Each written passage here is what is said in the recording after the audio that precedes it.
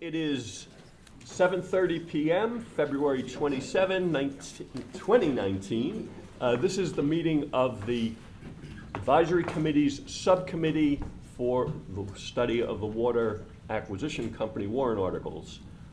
So tonight we're continuing our review of those warrant articles, Articles MM, NN, OO, PP. We do have a number of guests here tonight. We're going to start with a discussion with representatives from the Aquarian Company. I expect that'll run an hour or so. Then we're going to have town consultants. We've invited them tonight as well. They're going to come and we will have questions for them. That perhaps will be another hour or so. After that, there'll be, I expect there'll be time for public comment to help us, again, so the role of this meeting and the role of this subcommittee is to develop information so that we can make a recommendation to the full advisory committee with respect to these warrant articles. The full advisory committee will then itself make the formal recommendation to town meeting. So this time, Mr. Walsh, please bring up your folks. Mr. Valterra, could I please call the Board of Selectmen to order for February 27th Yes. at 7:32 p.m. Thank you. Mr. Valterra, I'm calling the advisory committee to order at 7:32 p.m. Okay, thank you.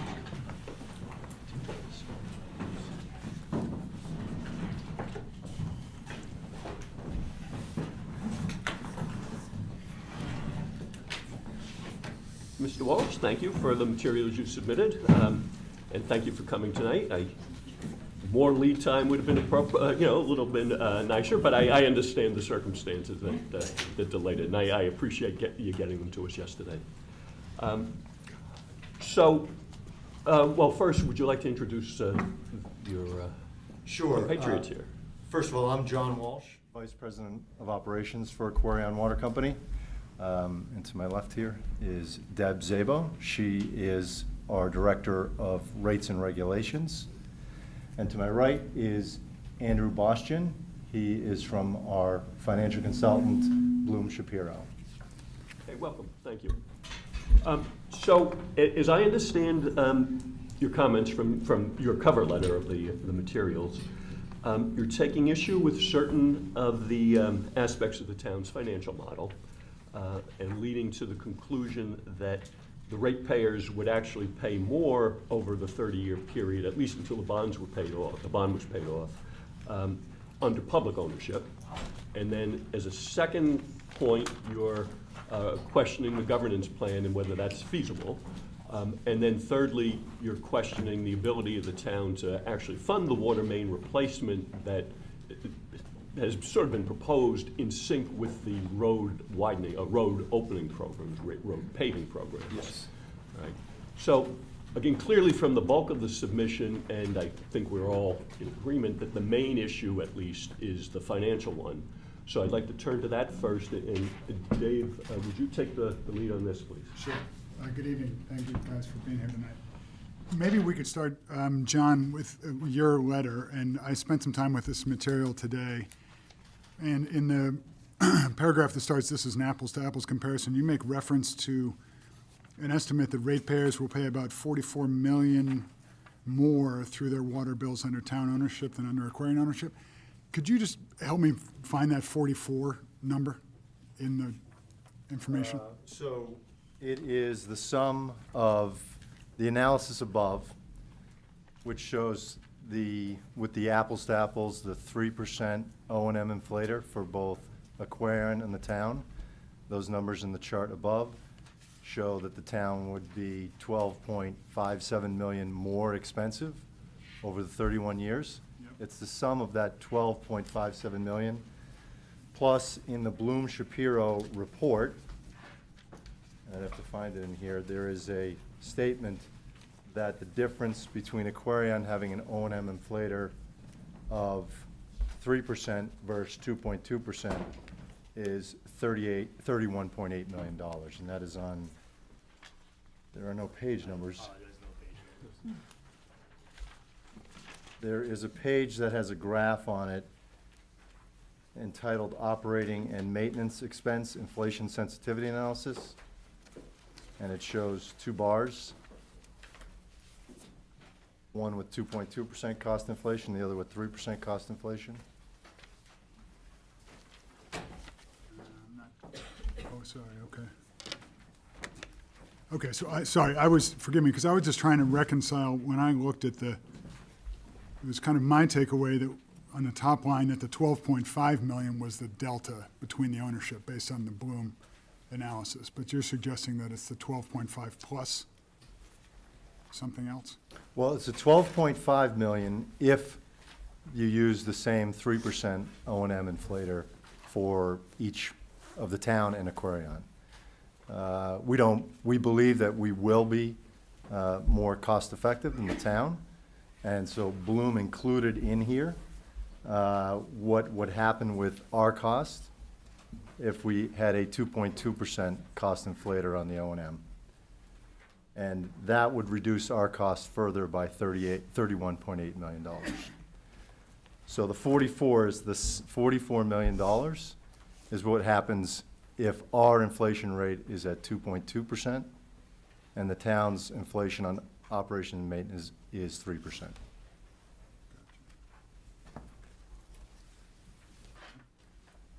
And then on that point, though, so, again, forgive me, so I'm assuming you're spelling out in here the assumptions as to why you'd be more efficient in here? We do not detail that out. We are strongly incentivized to control and reduce cost, actually. I think we had this discussion at the last meeting. In between our rate cases in particular, we're incentivized, and it was 6 years between our last two rate cases. So in between our rate cases, if or when our costs increase, those cost increases do not get passed on to customers. So we are strongly incentivized to control our cost so that we're not paying more than what we're getting in our rates. And that is a difference with the town. With the town, those costs would be passed on to customers. Can you help me understand, though, in that context, if I remember correctly, 2016 was, I forget the term, but was it the benchmark year that? The was test year. Test year. So the test year, the expenses were higher than other years. And in effect, those costs, because it's a test year, are a component, at least, of the DPU's assessment for the future rate setting. Is that fair? Correct, correct. So as I described at the last meeting, for the previous test year was 2010. So what our costs were in 2010 for chemicals, labor, power, sludge, all of those costs were set in our rates in 2000. The rates actually got approved in 2012, but based on 2010 actual expenditures. And then those rates did not change until this past November. So from April 2012 through November 2018, we were running the business off of what our costs were in 2010. So you can imagine that it strongly incentivizes us to reduce our costs. The other factor in here. Alternatively, though, wouldn't it also incentivize you to go in for a rate case more frequently?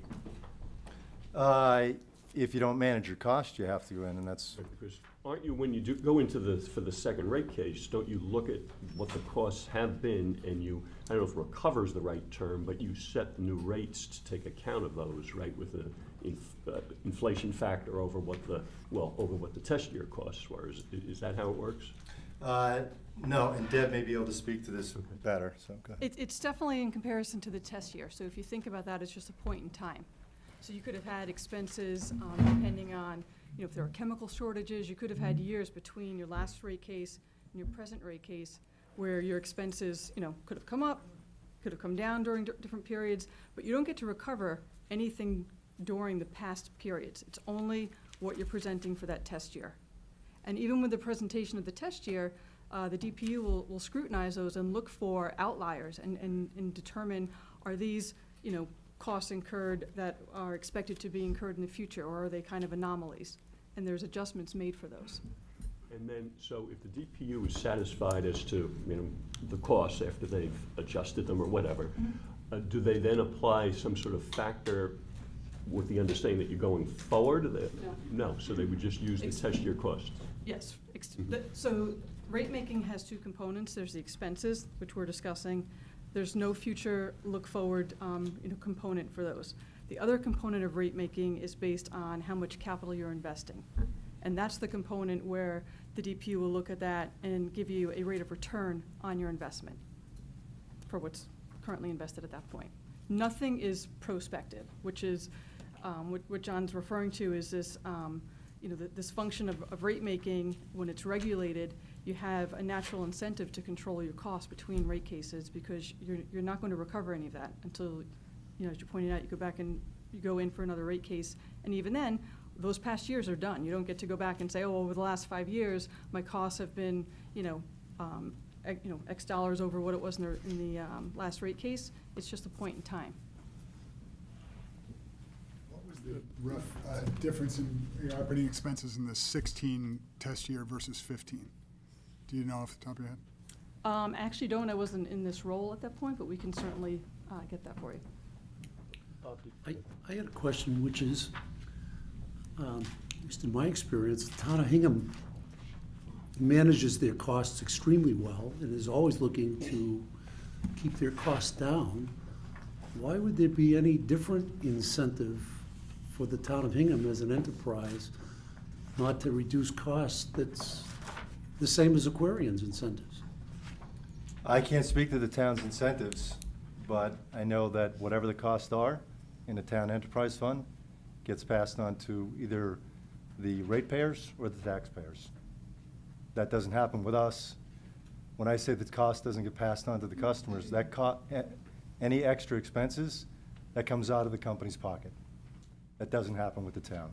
Isn't it ultimately reimbursed through the rate-setting process, however? No, in those years between rate cases, no.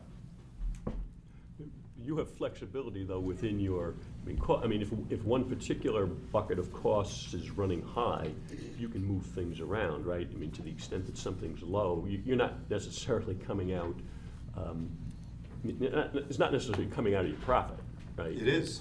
It is. Well, if you move from one cost bucket to another. We wish it was that easy. There is cost in this business, and that cost is going to be there. It's not like you can stop doing maintenance because your chemical costs have increased. It is, it's why you end up going in for a rate case, because you're not able to cover the cost of running the business anymore. But I want to make the point that, if we spend $200,000 a year in a given year beyond what our rates cover, that money is never recovered from our customers. Does that include kind of extraordinary or emergency expenses related to a main break or something out of the Yeah. ordinary course? If it costs us $100,000 to repair a roadway because of a big main break, our customers do not pay that cost. How about the main break, and a surprise main break itself? A- Well, let me ask you a different way. In the rate-setting case, and forgive me because I'm not steeped in the DPU process, but in the rate-setting case, I imagine in that there's some CapEx that's budgeted in for the process. And is there also kind of a piggy bank for extraordinary unforeseen expenses, main breaks, deep freeze, something that could happen that? No. So you guys are exposed on all of that? Yes, there is in the test year, if we've incurred main break expenses for that period, that's getting reviewed in the context of what expenses are going to go into the rate-setting process. There's, main repairs, if they're capitalized, are going to be in our plant balance, which is what's used to determine what they're going to apply our rate of return on. So main break expenses are part of the rate case, but there's no, there's no adjustment to say, oh, this was a light year, we need to add, a couple $100,000 on there and put that in our rate case profile. But for example, if, I'm just making it up, if in the test year there was one main break and in the previous year there were 4 main breaks, how does the DPU assess They look at whatever, they look at that one main break for that 1 year. And then you're living with one main break until the next rate case Right. as the basis. And who chooses the year that's the test year? So it's a decision that's made by the executives at Aquarion. There's a lot of different factors that will go into determining what's an appropriate test year. It's based on other business factors. We have other states that we operate in. It's time consuming, it's costly, so it's not a decision that's made lightly to go in. You also look at, like John pointed out, what are your expenses right now? Are we seeing expenses, increasing and not coming back down, such that, if we don't make a move to go in soon, we're not gonna be able to fund the business. Do you recall when it was determined that 2016 would be a test year? No, I wasn't in the role at that time. Was it in 2015 or was it in So, 2017? it would have, my assumption is it probably would have been in the 2015 timeframe, because there's a lot of work that goes into preparing for the rate case. So there's a long lead time in coming So up with before the year decisions. begins, you've established that this forthcoming year will be a test year. It might be projected that way, but it's not, until you actually file your letter of intent, you haven't, committed to the process. But certainly in the planning timeframe, people would be assessing that. And does the DPU look at, in the case of a 2016 test year, how much do they look at 15, 14, They 13, don't. 12? They don't look at it at all. They might look at, in some of their interrogatories, they might ask for some history, in terms of, they looked at, a lot of their questions in prior years were on what we spent for capital, right? There were a lot of interrogatories. I don't remember Yeah, it's not a requirement for them, to go back and, well, let me back up. When we submit for the rate case, we're only submitting for that 1 year. They may, through the course of their interrogatories, ask for some historical information. They've asked for, main break history, plant investments, trying to think of some other. Through those interrogatories, I think they're probably answering the question that you're asking, which is, are they going to look at the history? And I think through interrogatories, you can see that they're probing to figure out if the test year has any anomalies in it that they need to address. And along those lines, do they ever look back at the previous rate case and what was approved versus what was incurred as opposed to projected? In other words, do they say, did we do a good job at approving the last rate vis-a-vis your expenses since the last time you were before them? They don't come out and ask the question that way, but by virtue of looking at our returns over the period, when you come out of the rate case, there's an authorized rate of return. They can look and see what has been your return since you were last here. They can see, from that, how you're performing. Gotcha. Could we switch to the, another page of the letter there, that chart of the Aquarian ownership cost categories? With Yes. the 4 columns? And if you wouldn't mind, it would help me probably just to kind of have you briefly go through that. We can probably skip the ones that are identical or close, merchandising, jobbing income, unless there's something material you want to speak to. But it would help if we could talk a little bit about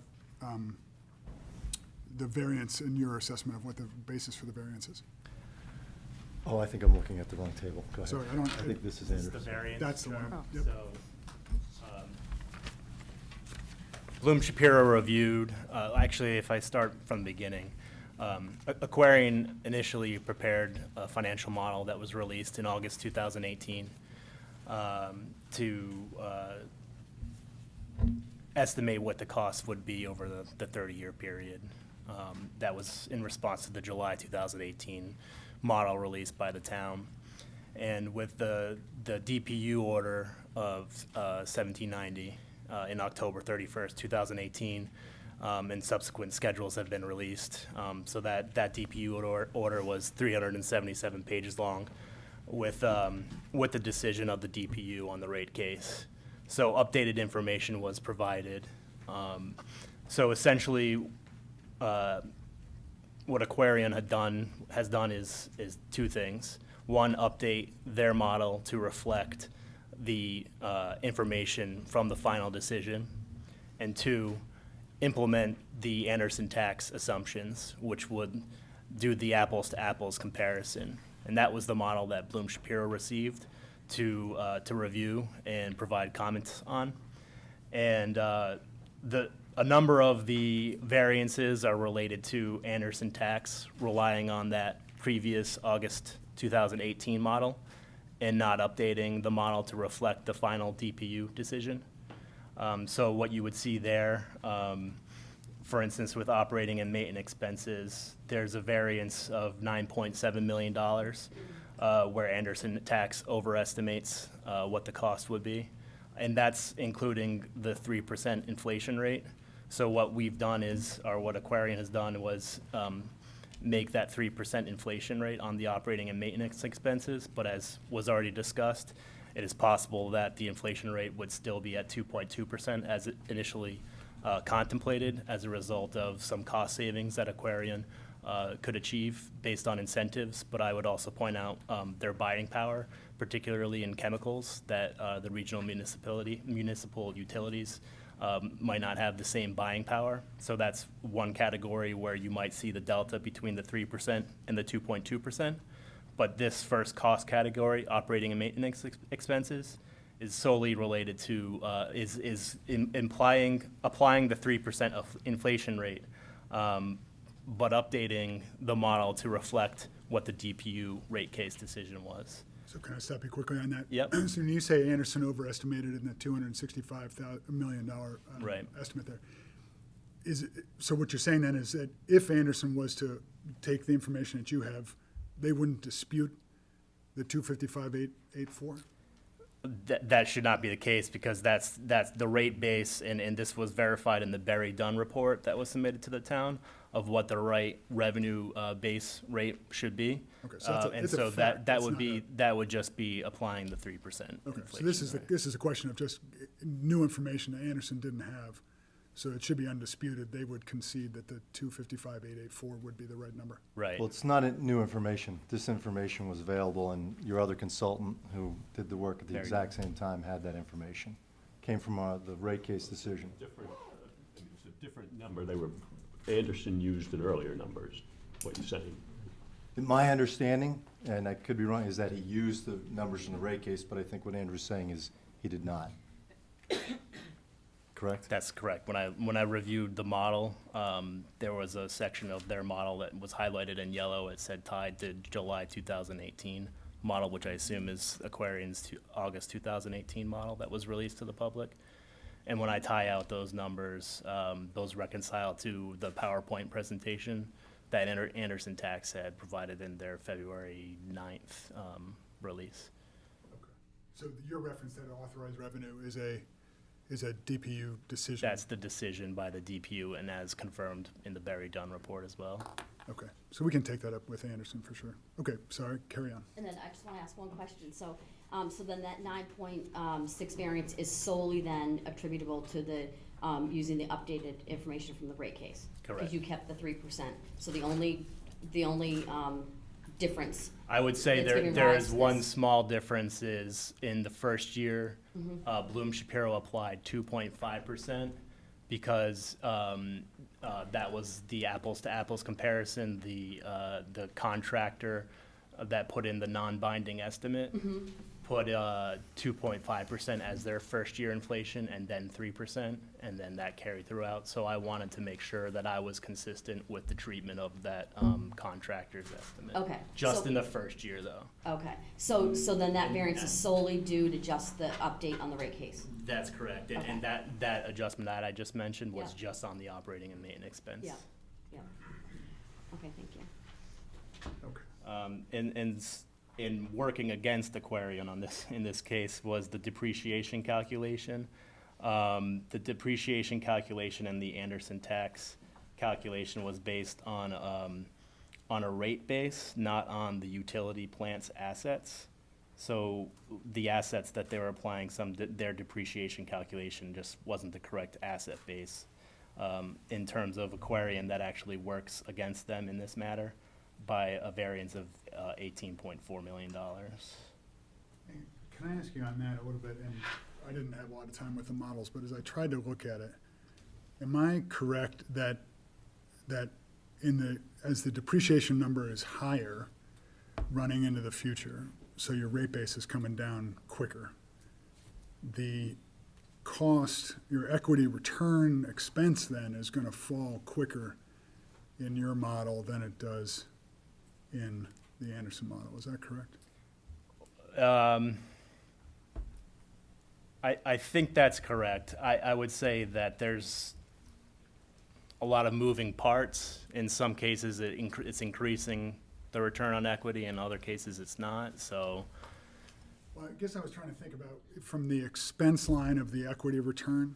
Right. The expense line of the equity return is gonna be the rate base times the allocated, whatever in your capital allocation, right? You're gonna allocate some of that to the debt, some of it to the equity. The equity is always. And then you're gonna multiply that by 10.5%. 10.5%, right, okay. that's correct. So if you're running through at materially more, for every extra dollar, if you're a 50-50 debt equity split, every extra dollar that you are depreciating versus another model, you're gonna decrease your equity cost in that year by 10 cents, right? Or 10.5 cents. That would be correct, yes. Okay. So this it works against Aquarian from a expense standpoint, but it comes back as a benefit, and doesn't it, in terms of an equity and a debt cost?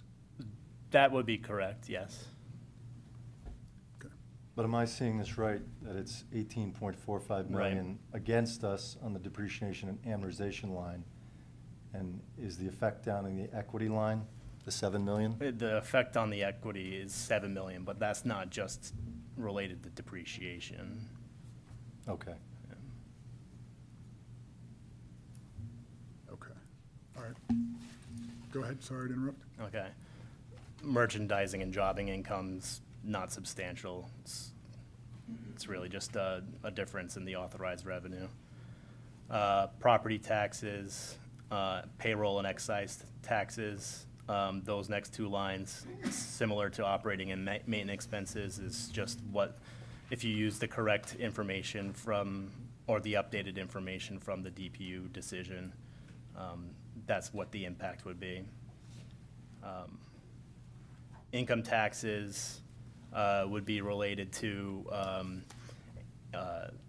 Anderson taxes model did not account for the impact of what's called the tangible property regulations. So the tangible property regulations, I'm gonna have to refer to my notes on this in the report.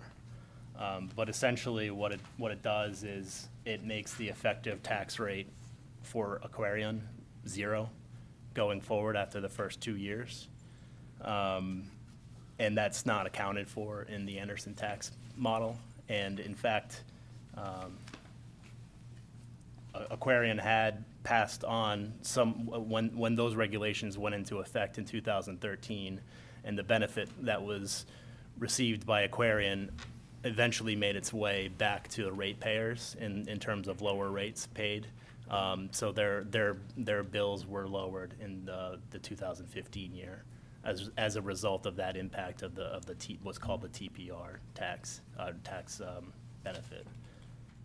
So does the DPU consider the tax expense from a rate-making standpoint to be 0 or low in this case? I mean, would they, given these two numbers, they would say that it's, in other words, they wouldn't impute a tax rate that is not showing up here when So, calculating rates? just to give some context to it, in the test year for 2017, the income expense that we were able to recover through rates was only $60,000. Income tax expense? Yes, and that's what we're referring to here, yeah. Okay, gotcha. So that is, and is this TPR, I don't know, I'm not familiar with it at all, so forgive me, but is that a permanent situation for Aquarian? That would be permanent, correct? Is it a permanent situation for water utilities, or is it Aquarian, or what's? It would be, it's not just water utilities. It inures to what entities, what types of entities benefit? Everybody who's in, With the tangible property regulations, yeah, would be able to take advantage of it. I can read. In 2013, the IRS promulgated tangible property regulations that allow companies, any companies, to adopt an alternative method for determining how capital expenditure-related tangible property can be treated for federal tax purposes. The TPR provides that certain expenditures that were historically treated as capital additions for tax purposes instead could be treated as expenses for tax purposes. As a result of the change in the TPR, the company was able to apply a tax credit of $410,000. So you really see that impact right there.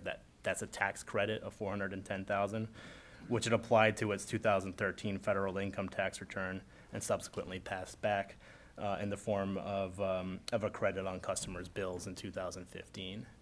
So $410,000 is a significant impact, and as Deb had mentioned, their income tax base in the DPU decision was only $38,000. So is it always comes back in the form of a credit? That's correct. I mean, is the credit a function of the capital investment in that year? In 2013, it was a credit because at that point, we were able to take a cumulative deduction for our taxes, so it was a one-time event. Going forward, as we expend new capital and we're able to treat it for tax purposes as a deduction, it'll be dependent upon the level of capital that's invested during that period. So what's happened in the 2017 test year, we have TPR in place at this point, which is why our tax rate is so low, and we have requested so little in our rate request here. And so the assumption is that going forward, if we continue replacing, the infrastructure the way we have, the capital that's expended would be eligible for this TPR deduction and would be enough to offset anything that would be a positive income tax. Okay, so that estimate on the income tax expense is internally consistent with the CapEx plan that's in the model as well? Correct. So, I mean, those are tied together. Got it. Correct. Okay, thanks. And debt costs, Anderson Tax had assumed that Aquarium would refinance in 2022 at a rate of 5.32% and increase every 5 years. And that assumption results in an interest rate of 8.84% for Aquarium in 2049, the end of the period, versus 5.75% for the town. And that's a 309 basis point spread. And to give you an idea of the magnitude of that spread, Aquarium's last debt that they took on was in 2011 at an interest rate of 4.11%. If you compare that against the 3.25% contemplated at the beginning of the town's model, and I think that they could probably borrow around 4.11%. I can't be certain on that right now. That's a spread of 89 basis points. So if you look at the start of the model of that 89 basis point spread versus 309 basis point spread, that's a pretty significant difference in the spread. Aquarian historically enters into loans of 20 to 30-year terms, not refinancing every 5 years. Historically, that's just the way they've operated. That 2011 note that I mentioned was a 10-year note. So what I've done is I've assumed a 10-year note. In 2018, and I would mention that Aquarium's bond rating is a Baa2 right now. So if you look at 10-year notes for that bond rating, and this is for Moody's, if you look at the 10-year notes and spread that with the U.S. Treasury 10-year note right now, the average over 2018 was 189 basis points, not 309 basis points for what you would see in 2049. So what Bloom Shapiro did was we assumed the 10-year note would be entered into when they refinanced in 2022, because that's when their existing notes come to term. They have prior existing notes from the early 90s that have higher interest rates that they're still tied to. Those would come to expiration, as well as that 10-year note. So we assumed a refinancing at a 10-year note starting in 2022. We went to a financial forecast center, which is it's a forecasting tool that you could use. It uses what's the word? Artificial intelligence to project what 10-year note term would be for the U.S. Treasury. And then we just increased that by 189 basis points, because that's what we saw the spread was in 2018. And then every 10 years, we we refinanced again because the note would come to term at 100 and increase by 100 basis points, such that at the end of the period, at 2042, which is the last refinancing date during the period of review, the spread would be 114 basis points, which is, in my opinion, more reasonable than the 309 basis point spread in 2049. My 114 basis points is also higher than what the basis spread is currently in today's terms. So I think that might be a little conservative on the debt costs. So you're saying you're getting 114 basis point spread in that that 2042, that out year between what the town's rate would grow at and where you would be with the That's refinancing correct. to 10% That's right. with 100 I don't think basis it would points be, every 10. I'm sorry. That's right. I don't think it would be appropriate to assume that Aquarian would refinance every 5 years, because that's just historically not the way they've operated. Right, I'm And saying, so but with that's the what 10-year. at the 10-year, that's what the spread would be in 2042. Okay, just want to make sure I was clear on what the 114 was, okay. That's correct, yes. Yeah, I mean, I would say, certainly from my vantage point, just trying to look at the models and on an apples-to-apples basis, it would be nice, it seems to me, if we could have a consistent spread between, I mean, whatever it would be, a consistent spread agreement between the models, between the town and Aquarian, because obviously that moves the numbers a lot on both sides. And I'm not, suggesting you guys need to do this, I'm just saying it would be nice for us. And so if you had a view today of what an appropriate spread between the town's borrowing under the proposed borrowing scheme of the town and what you've just described for Aquarian, what do you think that's 110 basis points? Do you think it's I think it would be lower, in my opinion. I think today, what we're seeing is probably around the 85 basis points. 85 between I mean, municipal? Dad, you've spoken to your treasury, and I think you might have thought they thought it was even lower than that, too. Yeah, so the last conversation I had with them was a few months back, and they had actually done some research that said it was closer to 50 basis points. 50 basis points delta between the town and Aquarian. But I'd like to chime in. I agree with you with the spread, keeping the spread the same over the span of the 31 years. What I saw in Anderson's model is a spread that grew to 300-plus basis points. I don't recall that being highlighted until we spotted it in the model. Well, it's true. I mean, I agree with you where that ended up. Let me just ask you a quick question on that. I see a general mortgage bond in your model that you still have on the books at 9.6%. It looks like it was sold in November of '91. Did that have, was there a huge prepayment penalty? Was there no way to refi at 9.6% note? There are early repayment penalties. I don't know the specifics of it, but I know that that's what's kept that.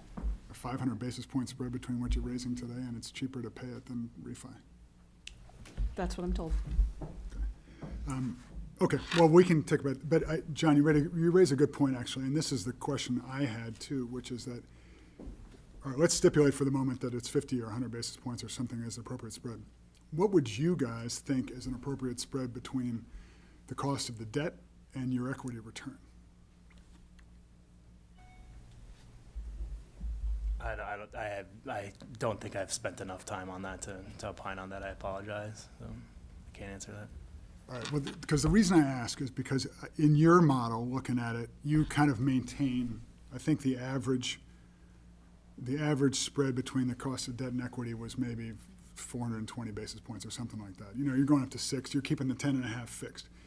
The question I had on the Anderson model is that while they grow, you guys would say exorbitantly, usurously, the debt cost into the 8s, they leave the equity cost at 10.5.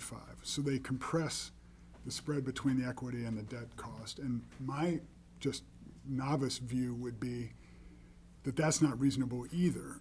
I can't imagine if you guys could go out and borrow, if you're telling me that we're now 50 points over treasuries, give or take, so that if it's an 8.5% in the Anderson model cost of debt to you guys, and you could then go into a savings bank and get 7, are you going to take an equity return of 10.5? I doubt it.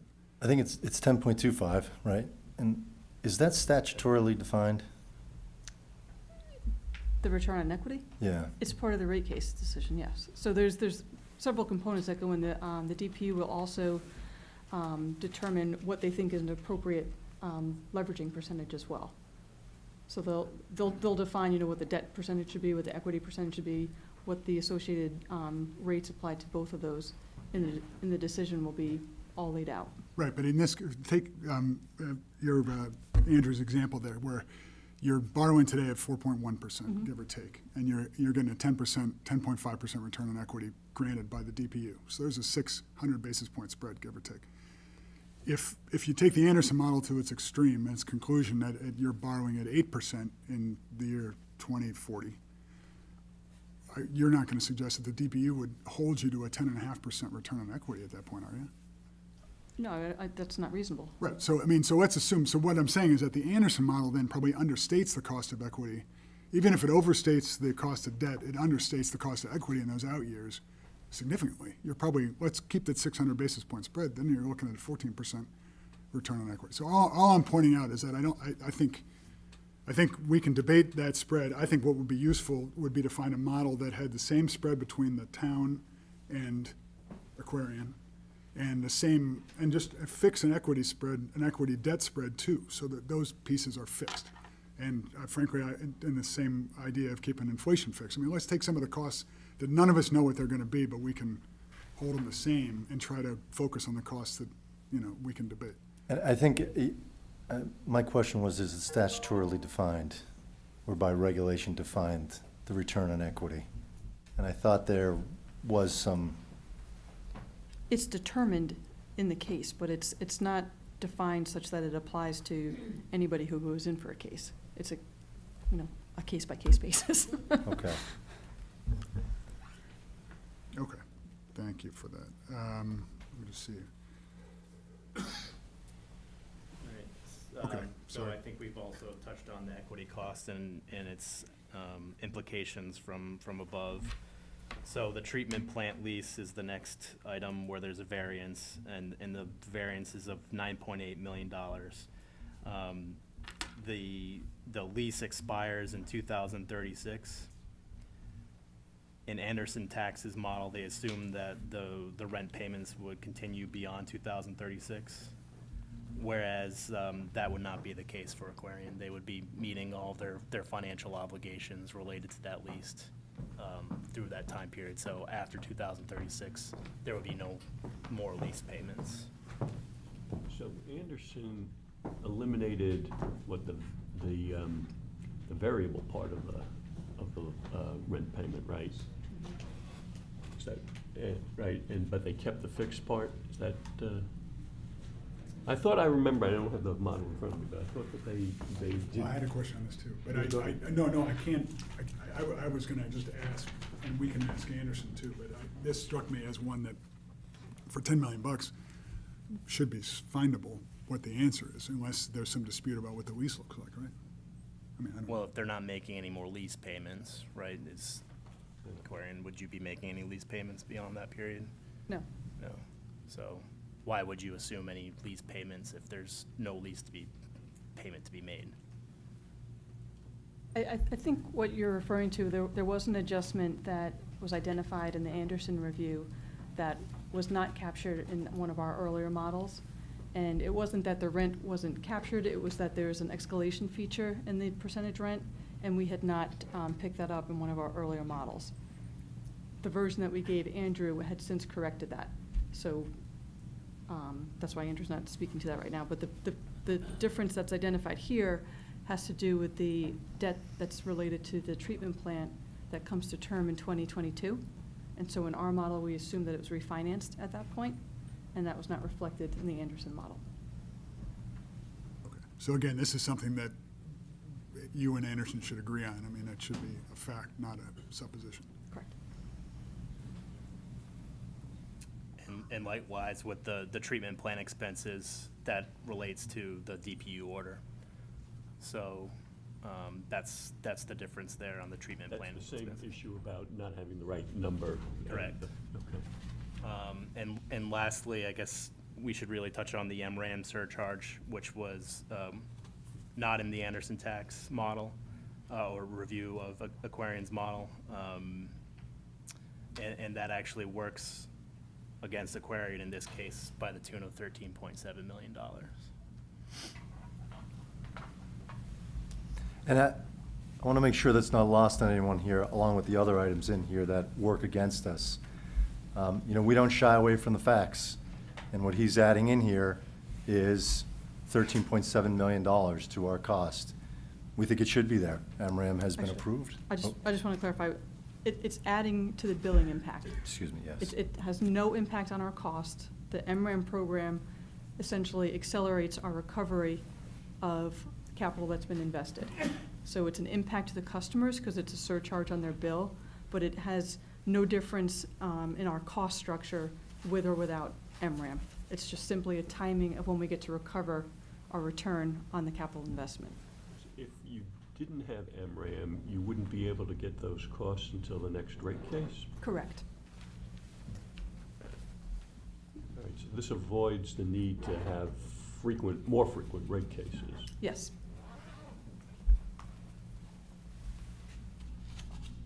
Okay. Can we talk a little bit about the prevailing wage question? Sure. And would you guys just give us your take on that? So our review of the town model,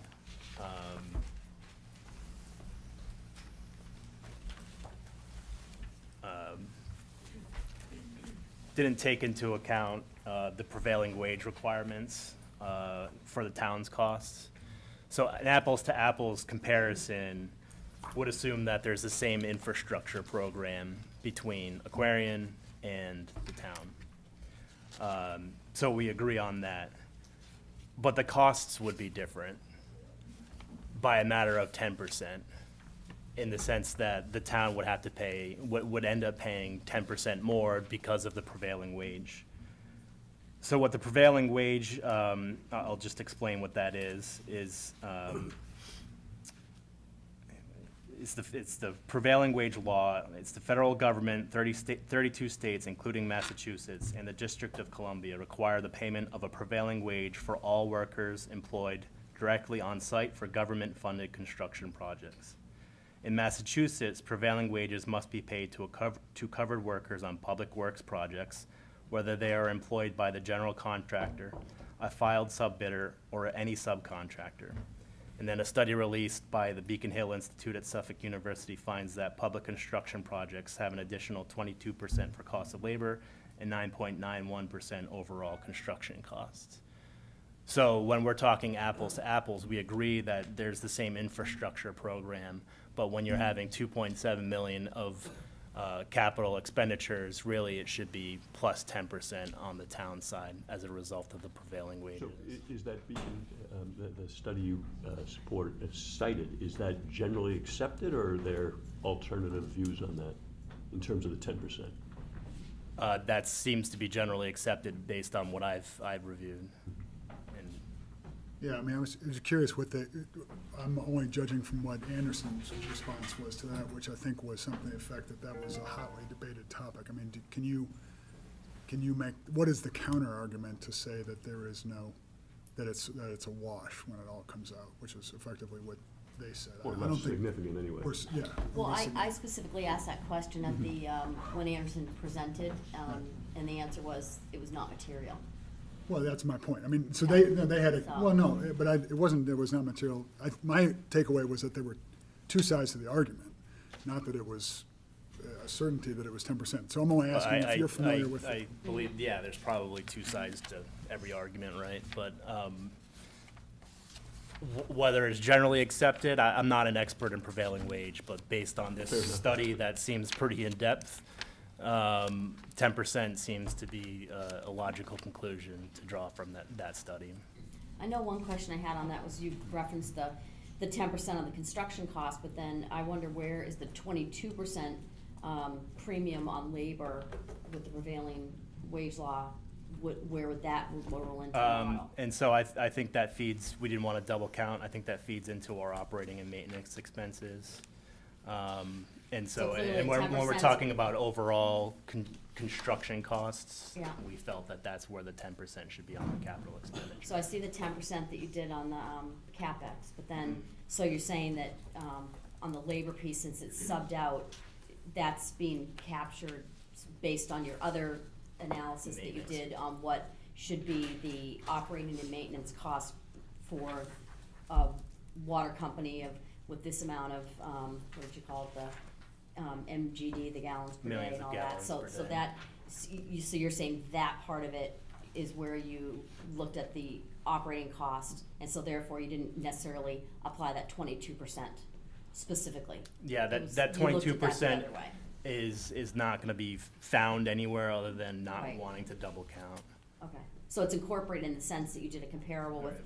other towns, saw what their operating costs would be, and therefore, since they are also municipal utilities, then that would incorporate that higher labor cost? That's correct. And Okay. I would also note that those other towns that we benchmarked against, Mhm. they're not contracting out their operating expenses. So, you know, I know there hasn't been a question on my benchmarking analysis, but my benchmarking analysis may actually understate those expenses because those towns aren't contracting out to an outside party where that outside party would be building in profit into their cost estimate. Mhm. So back to the prevailing wage for a moment, just so I understand this. So the prevailing wage is applied to construction projects as opposed to any operations, is that right?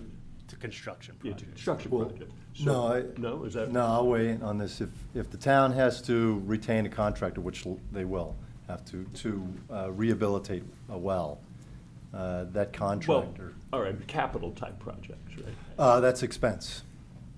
So, as Andrew's mentioning, we did not apply the prevailing wage to the expense side of the business, only the capital side.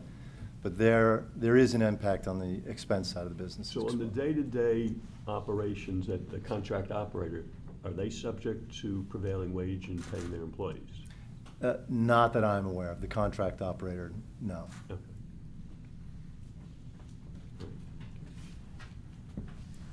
Can I double back on the depreciation just one more time? Sorry, I have to go back up the page. Can you try to help me understand, as I looked at the comparison between the Blue model and the Anderson model on the depreciation with respect to the rate base, you know, I mean, the numbers were dramatically different. The ending rate base in your model was 37 million. The ending rate base in the Anderson model was 55.6 million. Help me understand what's happening there and why. It looked like in the year 2037, the depreciation, or 2036, the depreciation stepped down significantly. I'm just trying to get an understanding about how you guys look at the same asset and the same CapEx and come up with such a different ending. So we weren't looking at the same assets. You say you were not? So we were looking at the correct assets in our review, whereas Anderson was looking at a lower asset base. And if I could just clarify, so there's two values that we're speaking of here. One is utility plant. That's the value that depreciation is calculated off of. The other value that's being discussed is rate base. Rate base is a function of utility plant and deferred taxes, which serve to, deferred tax liabilities, which serve to reduce that balance. Rate base is what the DPU looks at when it determines what they're going to allow your return to be. And the reason why they do that is they look at the deferred tax liabilities as almost like an interest-free loan. So it's a deferred liability that we have to the government. So they take it and they take your plant and they say, oh, but you get the benefit of this liability. So your rate base, you know, what you're truly invested in right now is this lower number. That's what's used to calculate your rate of return. But for depreciation, it is solely based on your plant balance. It's just an accounting, regular book accounting function. Right, so why would the Blue model and the Anderson model be so different on a depreciation? Because the Anderson model calculated depreciation using the rate base number. So it used the rate base, which is reduced significantly for deferred tax liabilities, and applied depreciation against that. So you guys took a 2.89% annual depreciation number? Yes, That's right. against utility plant. Against utility plant. And you both started at the same utility plant number of 45, or give or take 45.5 million, something like that. Okay, sorry, let me just see where this ends up. All right, so, yeah, so then at the end of the year, or at the end of the 2049, the utility plant for the Bloom model is at 59 million, and then ending net plant is at 77, so it's a $20 million delta. Okay, well, we can talk to Anderson about that too, then I guess I see. Okay. Almost out of time here, just a couple more quick ones. Are the costs of litigating future rate cases included in the model in your operating expenses? No. What do those run, $500,000 per case? I think it was about 500,000 for this last case. And on average, in the next 30 years, 6 cases?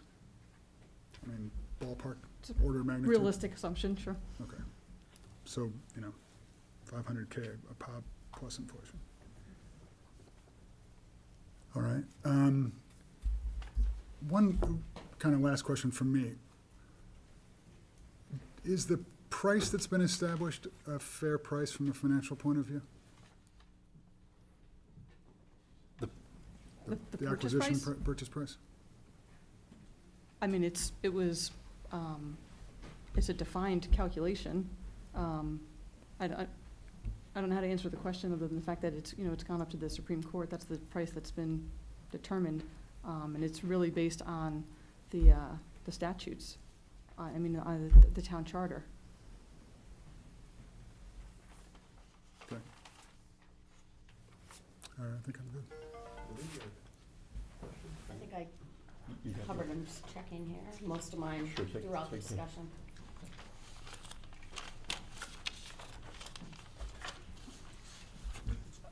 Tom, I just wanted to clarify too, your question on the cost for rate cases. We haven't built in new costs in the 30-year projections, but in the test year of the rate case, there is an assumed cost in there. So as you take your starting point and project it out for the next 31 years, there are costs in there. It's just they're not shown as isolated incidents within the model. Yeah, so that assumed $500,000 for every rate case. That's already built into the model Oh, those are existing costs, they're not incremental to your P&L. because they're Right. in the base, 'Cause they're in the- the first year. Right. Not the full, so the way that the DPU will look at it would say, okay, if it's gonna cost $500,000 for a rate case, and you typically come in every 5 years, they're going to build $100,000 into your cost recovery in your test year. Gotcha. So in this model, in the decision from 2017, it'll have, in this example, 100,000, and then going out over the 31 years, that same 100,000 would be in there with the 3% cost inflator in it. So there's no need to put an incremental cost every time we have a rate case in the model, because it's built into your starting point. Gotcha. Okay, so the ratepayers pay for the rate case, in essence, through the recovery. Correct. Okay. I had a question on governance. You talked about the past predicting the future, and in the past, of course, Aquarian was owned by other entities and is now owned by Eversource. Is the change in ownership going to affect your ability to assume what's going to happen, for example, with borrowing in the future? I think for borrowing, we're probably in a better place right now, right? Yes, actually, after the acquisition, our credit rating was improved as a result of the Eversource acquisition. But does Eversource now make the decisions about when to go to market for funds? They do for their business. We do some intercompany borrowings, which are actually allow us to borrow at an even cheaper rate than going out and doing long-term financing. We still maintain our own treasurer in our company. They're certainly working together, but we still have Aquarian debt that we take. I mean, there's not a decision at this point to get rid of our own treasury function. Okay. One final thing, I know you've mentioned about that you're incentivized to reduce costs. So there's obviously the operating expenses and then there's the capital expenses.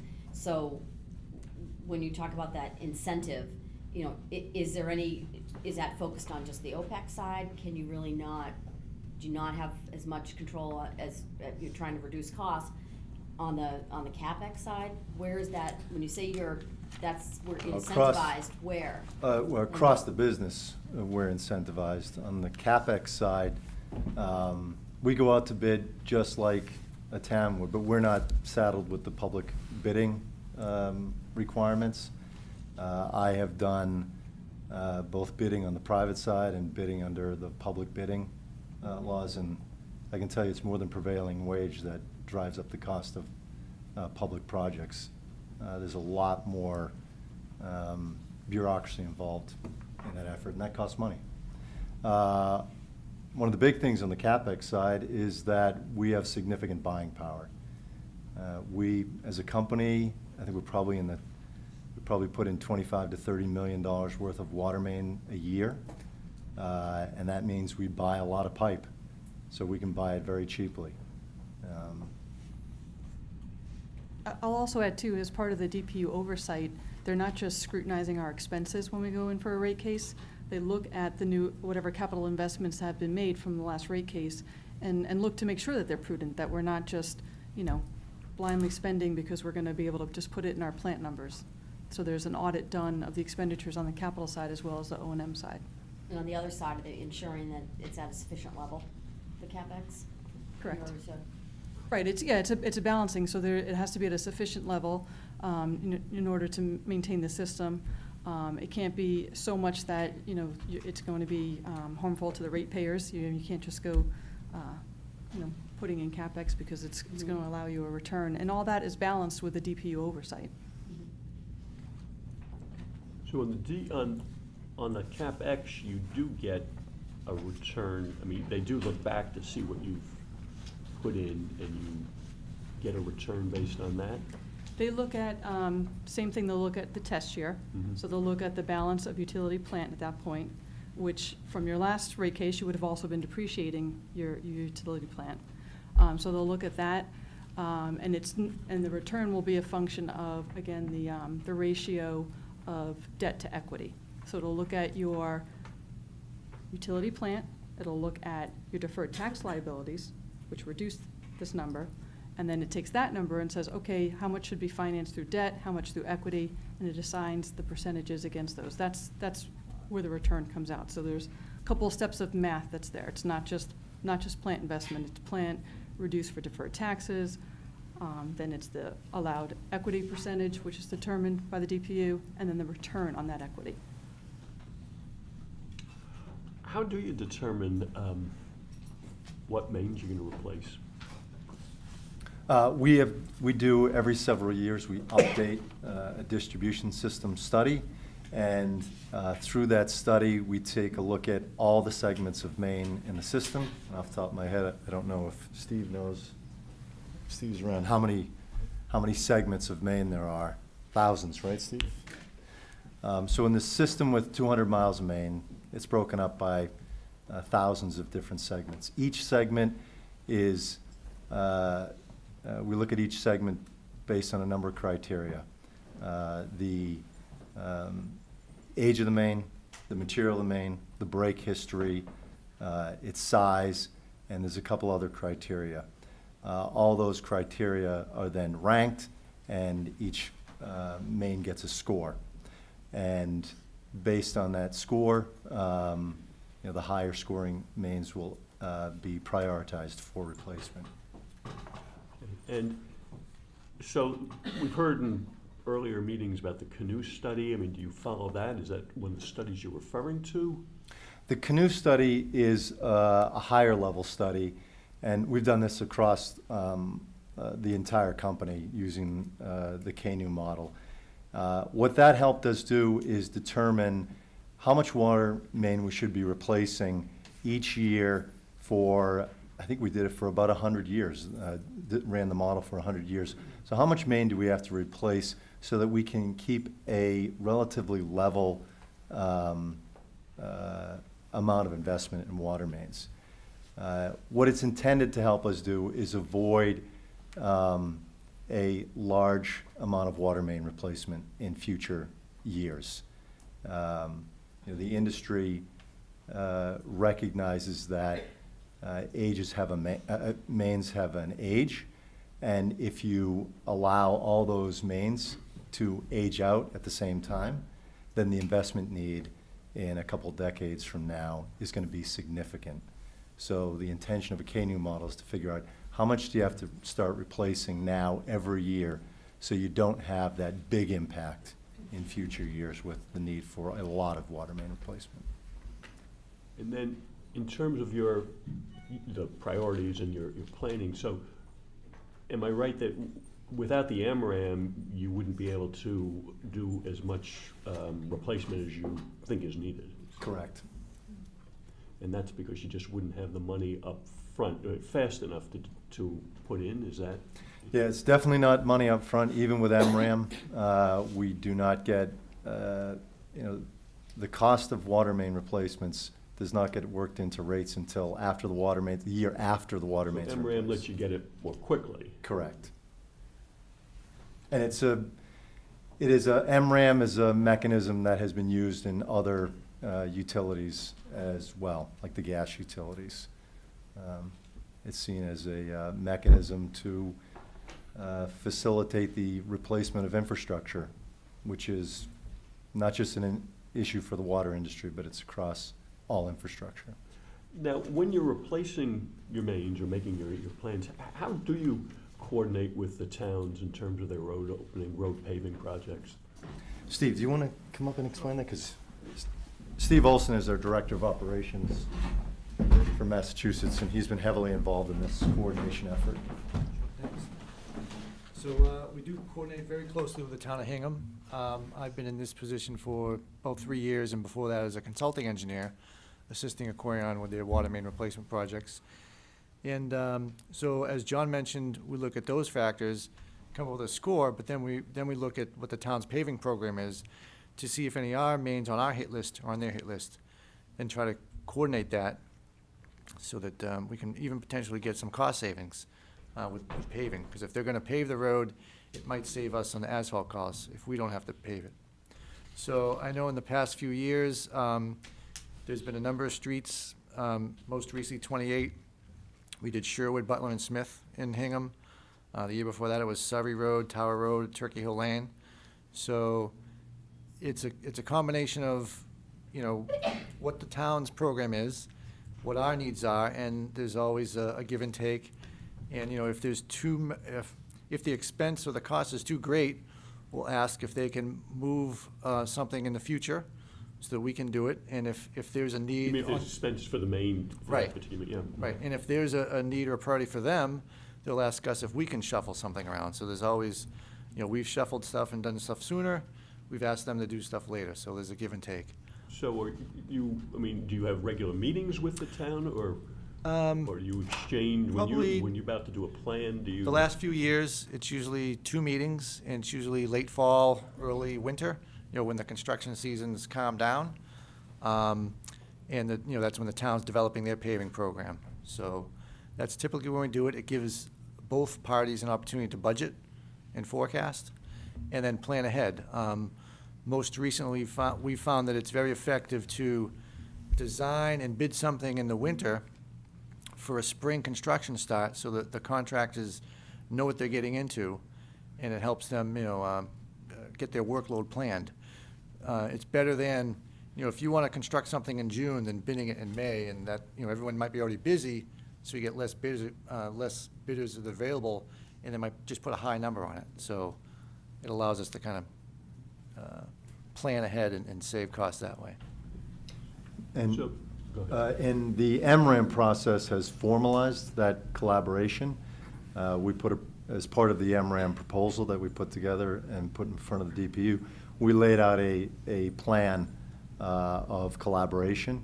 And that actually, this week, we're going to be filing the results of that with our plan for this year for our water main replacements, but also it'll include water main replacements for 2020 and 2021 as well. And included in that filing, and in a recent report that we submitted to the town, it describes the collaboration between the towns and us. Yeah, the collaboration prior to MRAM has been informal, now it's more formalized. So this is something that's built into the DPU order. Yeah. Yeah, and they ended up adopting what we proposed for the process. So is it your, and you may not be able to answer this, but is it your sense that other utilities have had less of a problem with road openings with, well, No, I mean, my experience with working with other water systems in the South Shore in New England is, water main break can occur for any reason at any time. And matter of fact, when I was with the town of Weymouth, their DPW director would say, now we know where the next water main break's gonna be, it's the road they just paved. You can try to assess and analyze and study things, but, there's no crystal ball, so you do the best you can. Victor, can I just Sure, ask, go ahead. like, Sure, go ahead. an extension of your Yep. question there is, you mentioned, I think, what it's like with the town of Hingham. Is that same process as formalized with Hull and Cohasset? So with Hull now, yes, they recently have a long-term bond, I don't know, 5 or 7 year bond, and now they do have a paving program. Years past, they didn't have a formal paving program. We just kind of coordinated with them. We'd let them know what water mains we're gonna do. We'd walk the streets and go over the paving restoration requirements. We just had 2 great meetings with Hull recently, one in December, one in January, and they brought their sewer department and the gas company there too, so it was a very good collaborative effort. Everyone was in the same room, looking at the same maps, talking about, the 1, 2, and 3 year plans. And that process, we identified that everyone wanted to be on Atlantic Ave in 2019, the sewer department, the gas company, and us. So there wasn't enough time in the construction season to do all that, so we decided to forego our proposed improvement on Atlantic Ave from 2019 to 2020, just to get out of everyone's way. We also, that benefited everyone further in Hull. They're doing some work on Nantasket Ave, paving, some sewer work, gas work, and water work. And when you get towards the end of Hull, the peninsula, there's only 2 or 3 ways to get through there, and if you're gonna do work on one street, you have to do a detour. So there was some sequencing about who's gonna do what road first, so then that can be a detour next, and so it was very useful. So it's only been the last, what would you say, couple years since they've had this? With Hull, 2 years. Hingham, we've done it for, I can count 4 years that I recall, and before that, the Director of Engineering, I know, did it for a year, so. And with Hull, 2 years because they didn't have a paving program Right, they didn't prior have a to that. formal paving program. Right, okay. And same thing with Cohasset? Cohasset, we're still waiting to get their paving program. There's less miles of road in Cohasset that we have, so it's, they're just letting us know if they're in our territory. Okay. okay, thank you. I wanted to direct a question back to Andrew. Thank you, Steve.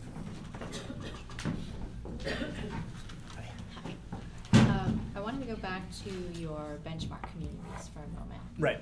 And I just thought perhaps if you could explain why those towns to begin with, and I have a follow-up question. Okay, so the reason I selected those towns, and so everyone knows which ones they are, were Situate, Weymouth, Norwell, Cohasset, Hanover, and Abington Rockland, who have a joint waterworks system. I actually ended up throwing out the Cohasset data because it was an outlier on the high end of the projection. Notably, they're the only one of that mix that has a contract operator. Okay. The reason I selected those towns were, one, they were neighboring towns. So the cost of living, I felt, was appropriate to factor in. But also the dynamics of the use of the water system, where you see perhaps during this period of the year, you don't have as much water usage, But during the summer months, there's a really tremendous spike, and you'll see that in the data that Aquarium provides on their website publicly, that in this service area, you might see around this time of year 2.7 million gallons of water flowing through the system every day. When you get to the summer months, when the population increases in towns like Situate by 50%, you see that in this service area, the gallons of water go up to 4.1 million gallons per day. So I chose these towns because they experience similar spikes in the water usage during those summer months, as well as the cost of living adjustments of living in this area and median household income. That's my reasoning for that. Okay, and then as a follow-up, if I just take two of these, if I take a look at Weymouth and I take a look at Hanover, Right. and I see, there's a fairly significant difference between the cost per water consumed. Do you have any insight in terms of what drives that, or what might be the reason for that? You know who may know that? Steve Olson may know that. Steve. Steve, I don't know if you want to weigh in? And I think my follow-up to that is there a meaningful cohort of towns that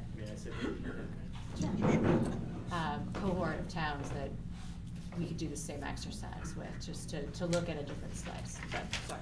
I heard the communities that were being discussed, but I didn't hear the exact I question. was really just choosing two that have a rather significant delta in terms of their cost of water consumed. And then I was asking Andrew just to opine a bit about perhaps what the difference is between those two.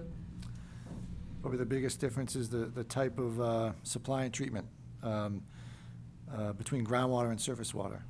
Weymouth is 85% surface water with a new treatment plant from 2013, a $32 million facility. Norwell's all groundwater, Hanover's all groundwater. Abington, Rockland is a blend, but mostly surface water. So that's probably the most significant difference. Okay. and Situate not is to- a blend as well. Not to criticize what Andrew has done in selecting, I understand his logic, but another way could perhaps look at a more similar makeup in terms of what you just discussed, in terms of a cohort of towns to compare.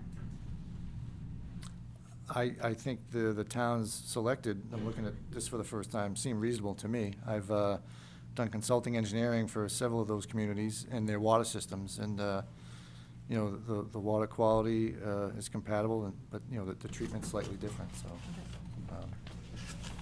And I see your concern, and it's a very good point. I would address that as, again, the reason why I kept going back to this sample is if we were to take cities and towns of similar size, would you be comparing against central Massachusetts and western Massachusetts? Don't misunderstand, yeah. because then I could have said to you, well, then why didn't you? Yeah, consider right, and we could geographically have- around yeah, us? I'm just yeah. trying to understand, to make sure that there's an understanding of Mhm. what those different components are. Right, thank you. Does Aquarian act as a contract operator anywhere? I believe we have one contract operations contract for a wastewater facility in Connecticut. But Very not small, water, not small water. operation. Not water. Is contract operator world, I mean, a large number of companies that work in this area?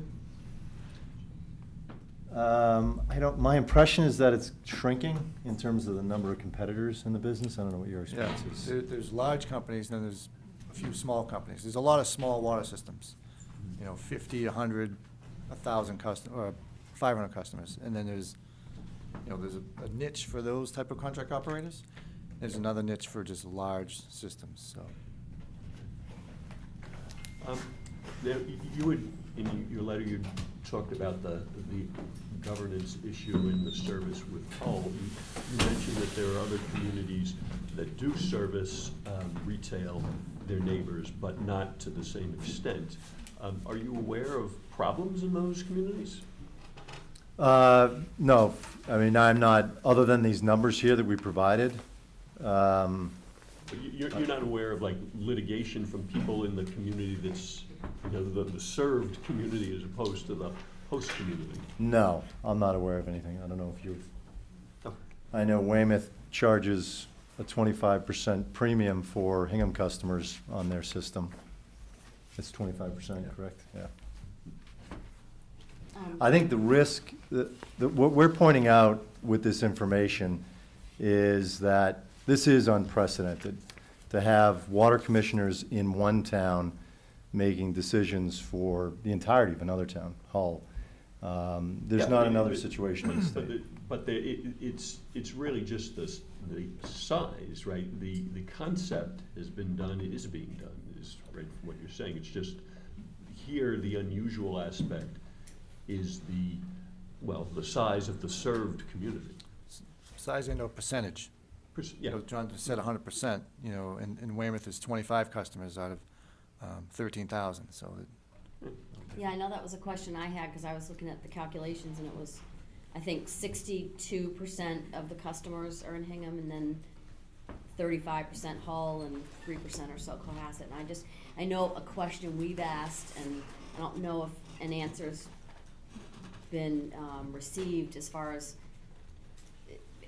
it sounds like nobody can tell us, it sounds like that's an outlier. And that if anything, I think we've heard, is it the most, maybe, I don't know if it's 800, I guess I would ask the question, what is that max percentage? Because we're talking here about 38% of the customers would be out of Hingham, outside of Hingham. And I know a question we've had is. The first reason we provided this information is I heard people asking this question, including some of yourself, and your own town officials couldn't put this information together. We had this information, we wanted to provide it to you. But secondly, as described in my letter, I don't think it's the same serving, Weymouth serving, I think it's around 50 customers in Hingham. I don't think that is the same thing as Hingham serving 5,000 customers in Hull and North Cohasset. Well, Aquarian serves people in 3 communities, right? The difference there is that there's a governing body with DPU, but policies, rules, and regulations, effectively a contract. It's not effectively, it is a contract with those customers in those communities. And we did not develop that. We propose those rules and regulations. They are reviewed by a unbiased arm's-length third party, the DPU. They are modified by them. So we are not the ones who have the final say on what that contract is with those customers. With the proposal that Hingham's putting forth, Hingham will be stepping not only to our shoes, but will be stepping in the DPU shoes. And there is no third party that's going to define what that contract looks like. So are there sewer authorities that serve across community lines? I'm not sure. Okay. Other questions? Can I ask one? Sure. Just on the operations side, we had heard folks comment to our committee that with respect to water loss, that Aquarian, I'm just reading my notes, so forgive me if I misstate a little bit of this. Aquarian claimed a 17% loss, but reported to the DEP that 77% of metered water usage went to customers, suggesting a 23% loss rate. Does that ring up? No, I think that was one of the folks from your water company acquisition study committee. He's looking at a DEP report, and Steve, correct me if I'm wrong, I believe he's reading that report incorrectly, and he's referring to 2 different measures of lost water, and mixing up the 2 of them. What's the correct measure for lost water? So you start with your entire production, and then you subtract your metered consumption. Okay, and what's left over is, you have to try to account for it. It's any unmetered usage. Stuff like flushing, fire hydrant use for fighting fires, meter adjustments, filling a street sweeper with water from a hydrant, jetting a sewer with water. So if we can measure and account for that water, we can account for it. So then what we can't account for is called unaccounted for. So that amount in 2018 was 16%. Non-revenue. The unaccounted for water was 16% in 2018. 17, I think. 17. In 2018, it's 13%. But that's different than the non-revenue water, which is just the difference between production and metered consumption. So what do you attribute the decline on from 17 to 18? Do you have a sealing program going on or something of that It's a sort? continued effort at trying to find leaks and going above and beyond DEP recommendations to find leaks, to fix them as soon as possible, and to try to keep working with the town and requesting from the town anytime they open a hydrant or use water to let us know so that we can measure and account for it. Because, you know, if the fire department opens up a fire hydrant and they don't let us know and, 50,000 gallons goes somewhere, that's lost water. We can't account for it. That's unaccounted for. But if we have a good agreement that every time they open a hydrant, they'll send us a log sheet with a date and a time and the volume, we can account for it. So that there's less unaccounted for water. What's the state standard for So unaccounted for the state standard for systems with a Water Management Act permit is 10%. I believe the state average is somewhere in the order of 14% unaccounted for water. And So what was the kind of permit that has the 10% threshold? a Water Management Act permit? Which would be Aquarian? No, we're a registered supplier right now. So is there, so there's no, yeah, right, because there's nothing imposed on the registered Right. systems, yeah. Right. Other than testing your meters and following some other things, but yeah. I mean, the reduction in our unaccounted for water didn't happen overnight. It didn't happen just in the last year. This has been an extremely concerted, multifaceted effort since the fall of 2014. We did a tremendous amount of leak detection and fixing those leaks. For example, we were leak detecting system-wide, the entire system, every 2 months, where the state water conservation program recommends once every 2 years. We were doing it once every 2 months. Through that effort, we found, I think it was around 80 leaks and fixed them. But what our record shows is year after year from 2014, 15, 16, 17, 18, our unaccounted for water, effectively our leakage, has been declining year after year after year. And as what Steve just said, is that our 2018 number is now at 13%. The statewide average is at 14. So this is, again, it did not happen overnight. It's been a concerted effort. And the one thing that we didn't do to solve that problem is we didn't go spend tens of millions of dollars replacing water mains, which is what some people would have had us do years ago. I remember sitting in this very room saying to folks, that's not the answer. We have a water company with 3,000 miles of water main. So we have a very good idea of how to control leakage. And we employed all those efforts here without spending tens of millions of dollars on water main replacements, which would have driven up water rates. What's the economic impact to you guys of lost water? Is it just water that can't be sold, or is there a penalty from the DPU, or are there consequences? It's lost revenue. So it's just the opportunity cost of not being able to sell the water that's lost. Because you're paying for producing it, the labor, the chemicals, and the sludge, all the expenses to produce the water. Does the Lost DPU in a revenue. rate case look at the unaccounted for water measures? They did. They did look at it very, I don't know what the word is, comprehensively, this past rate case.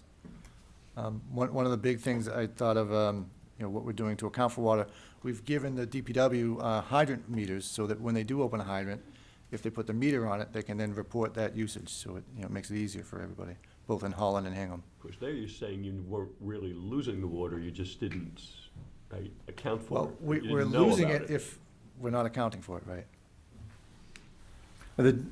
As Steve said, the DPU looked at it very comprehensively, and they included their summary in their order. And it was a positive summary from them. Their view was that we're taking this very seriously, and we're improving.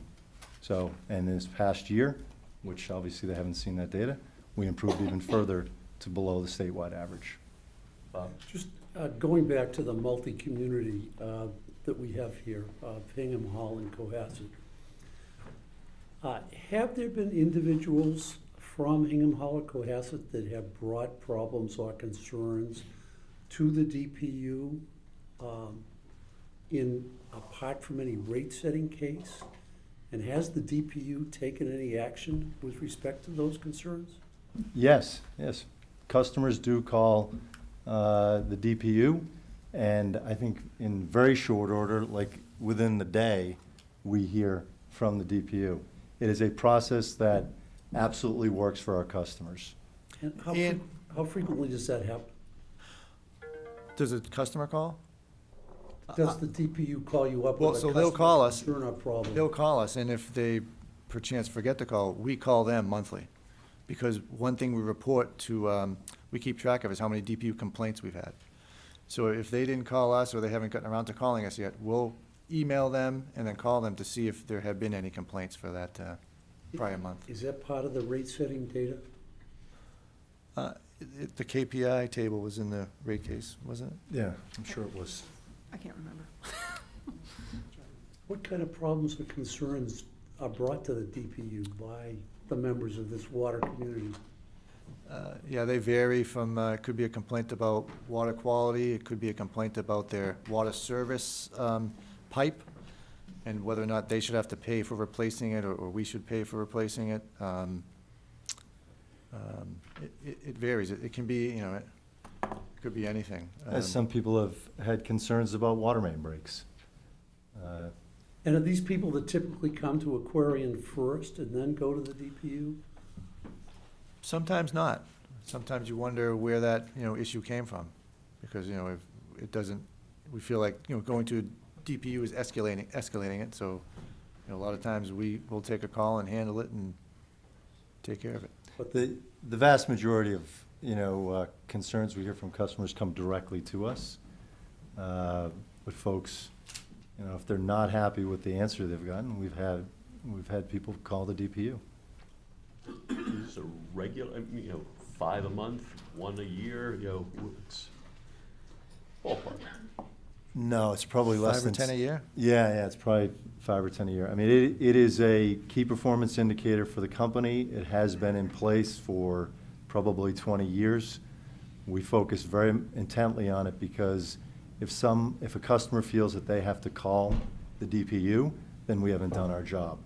So our goal is to resolve issues so that they do not get to the DPU. So few calls to the DPU doesn't mean the process isn't working. It means we're actually doing our job well. Did you? Well, you mentioned at one point about, when the fire department doing some kind of maintenance on a hydrant, opening it up. I'm on capital outlay and I have been for probably, 9 years, so that's something I've spent time on is the hydrant issue, so I've heard in the past about that, and I wonder about what you hear from other communities and whether you have any issues when it comes to whose responsibility it is to replace hydrants. Well, I guess for this system, the towns own the hydrants. Yeah.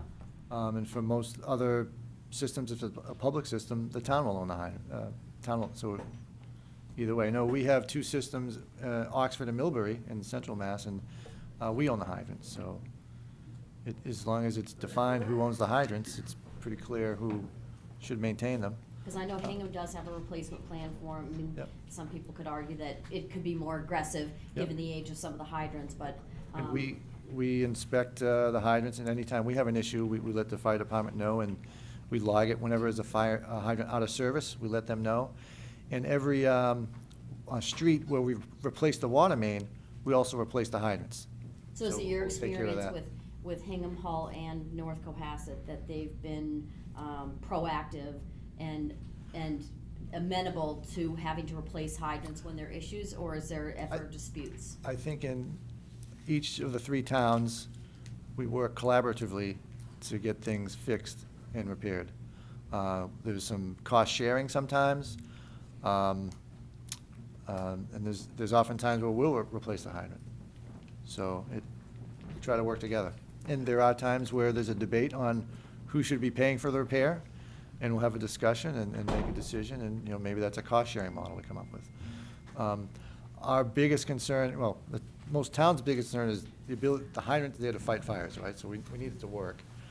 On our side, another concern is if the hydrant's leaking, we want to get it fixed, so the hydrant's not leaking anymore. So that's a priority for us, because, you know, if there's 5 hydrants leaking 2 gallons a minute apiece, that's 10 gallons a minute, that's over 10,000 gallons per day, so it can add up. Thank you. Can I ask one more? All right, last one, we're running late. How often is the system flushed, or how often does it have to be flushed? Annually, And it it's flushed has- annually. And it has been flushed annually, that's a schedule you guys have kept The over the past years? 2 years, and the plan is to do it again this year, yes. In the past 2 years annually, before that, how frequently was that? I don't know. My first year here was 2016, and we did not flush then because it was a drought, and we had a full water ban on. So, I don't know, there could be water restriction issues or labor issues or something else, I'm not sure. Thanks. Thank you. Okay, Appreciate thank you. coming in. Thank you.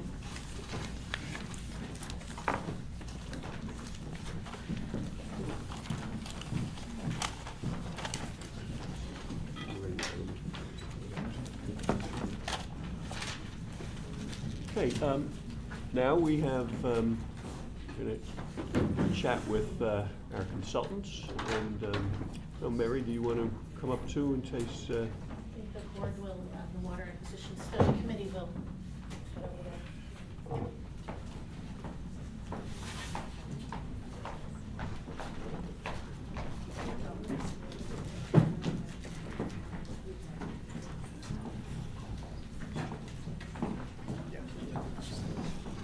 good evening, Paul? Hey, Paul. Hello, good evening. Good evening. Oh, yeah. Nothing secret here.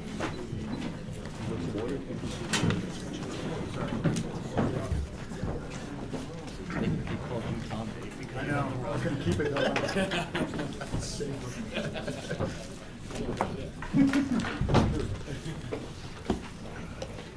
It's chlorine water, it's a test. I'm gonna warn No trust it. Plastic bags. I never brought a recyclable plastic bag into that.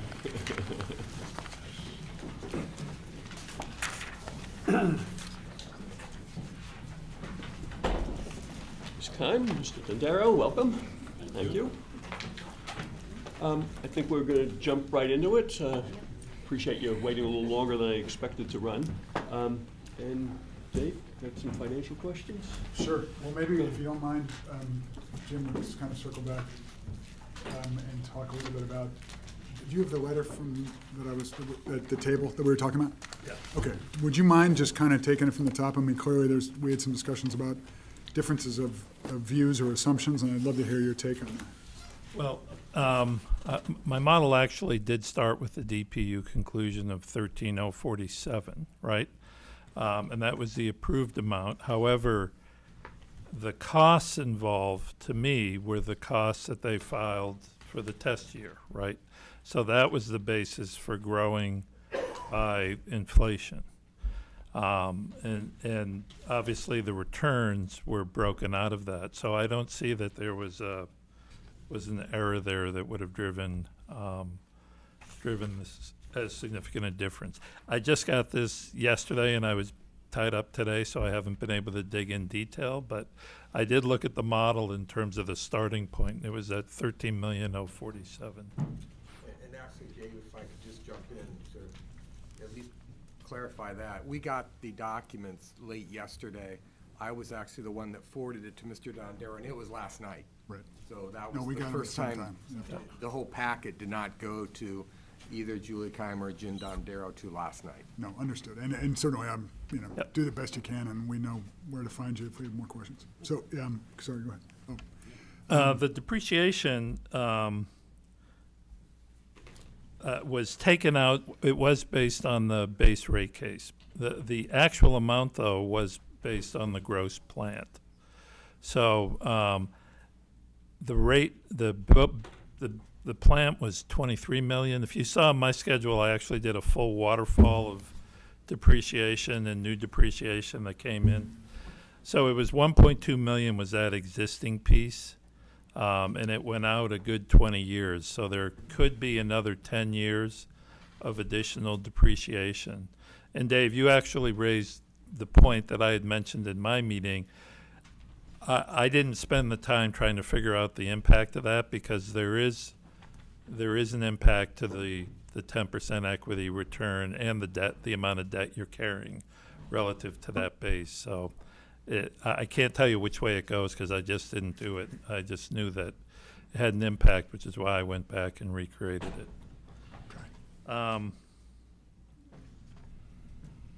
I'm not quite sure I understand what they're saying were some of these smaller issues. Income taxes I did not dig into. I sort of took their number and carried it forward from prior analysis. Okay, so, and does the TPR analysis that they described sound reasonable, at least from a, would you sign on to the assumption of an $80,000 ongoing income tax, I guess that's an aggregate number of income tax expense over the, versus your, I mean, it's a pretty big swing. I would have to look at it, Okay. in all honesty. Okay. So the debt cost is interesting. Everything I heard, and perhaps I misheard, was that they talked about having pegged market rates, but they constantly referenced a comparison of them to the 3.75, which is what we used in the town analysis, as opposed to going out and saying, all right, if our rate at our credit rating is 4.41 or whatever it is, what's the town's rate? And I think we have some of that from the same website. I didn't pull it, but I think John might have it, or Ed, I'm not sure who. I think what Jim's referring to is that Andrew referred to a financial forecast center in adjusting the interest rates for both the town and Aquarian, but did not adjust the interest rates on the town's long-term debt, which is in the model at 3.75%. That same financial forecast center, I'm told, has a 30-year municipal bond rate for a AAA-rated community of 2.65%. And if you run the town's long-term debt through at 2.65%, which is the same website that the folks from Bloom Shapiro were using, the difference in the debt over a 30-year period on the town's debt is $21,196,000 less. So Which is a little off your question about spread. yeah.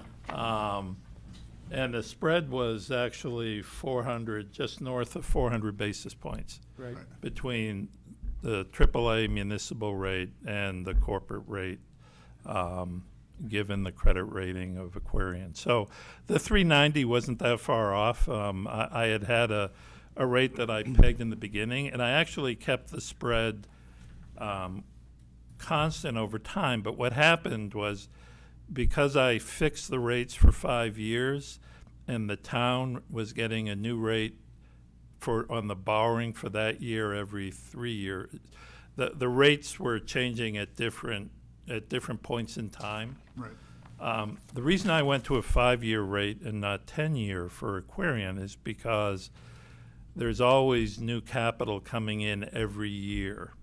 And so it didn't strike me that they would be able to go 10 years before they had to consider potential new financing.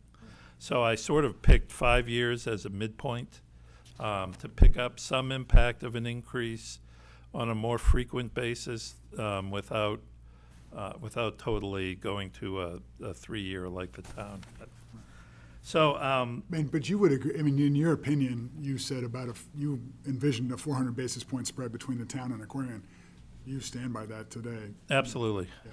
Which, not I'll the- jump in, Dave, and say we received today from Capital Market Advisors projections for spreads from corporate BAA and BBB and municipal AAA. And I would say for 10 years, you're talking 2.85% for municipal, 7.07% for corporate. For 30 years, 2.69%, so 2.65, 2.69 for municipal, 7.22% for corporate. So at least 400 basis points. And I'm not as familiar with the model as both of you, but that has a significant impact on the costs. Absolutely. Yeah. Right. We knew we were conservative, the numbers, I mean, to back up, what I was trying to do before was to retain whatever assumptions either model I was working with had, but to harmonize them, right? So I wasn't trying to challenge necessarily every single assumption that I was seeing, because frankly, it's outside my expertise. So I was trying to harmonize what was going on. But again, just to pick up on that point, I mean, the spread between that corporate rating and the municipal, that too is a fact. We can debate what it's going to be in 30 years. Right. But it is what it is today. Right. Correct. And that's, okay. Now, your question about equity returns, it's a valid question. I mean, it's interesting, 10.5 was what Aquarian had in their model. I actually calculated using CAPM, capital asset pricing model, which I think is the standard accepted way to come up with an equity return, and I came up with 10.5 as well. Now, what goes into that is the risk-free rate, so to the extent that's increasing over time, you would see that equity go up. And the other thing is the overall equity return, which actually, when combined with the extra rate, has been pretty consistent over a very long period of time. So I don't think there would be a ton of movement, but to your point of how close those got, there probably would have been some. Which I just wondered if I it just didn't pick perhaps up. understated the equity return cost. I think I think we may have.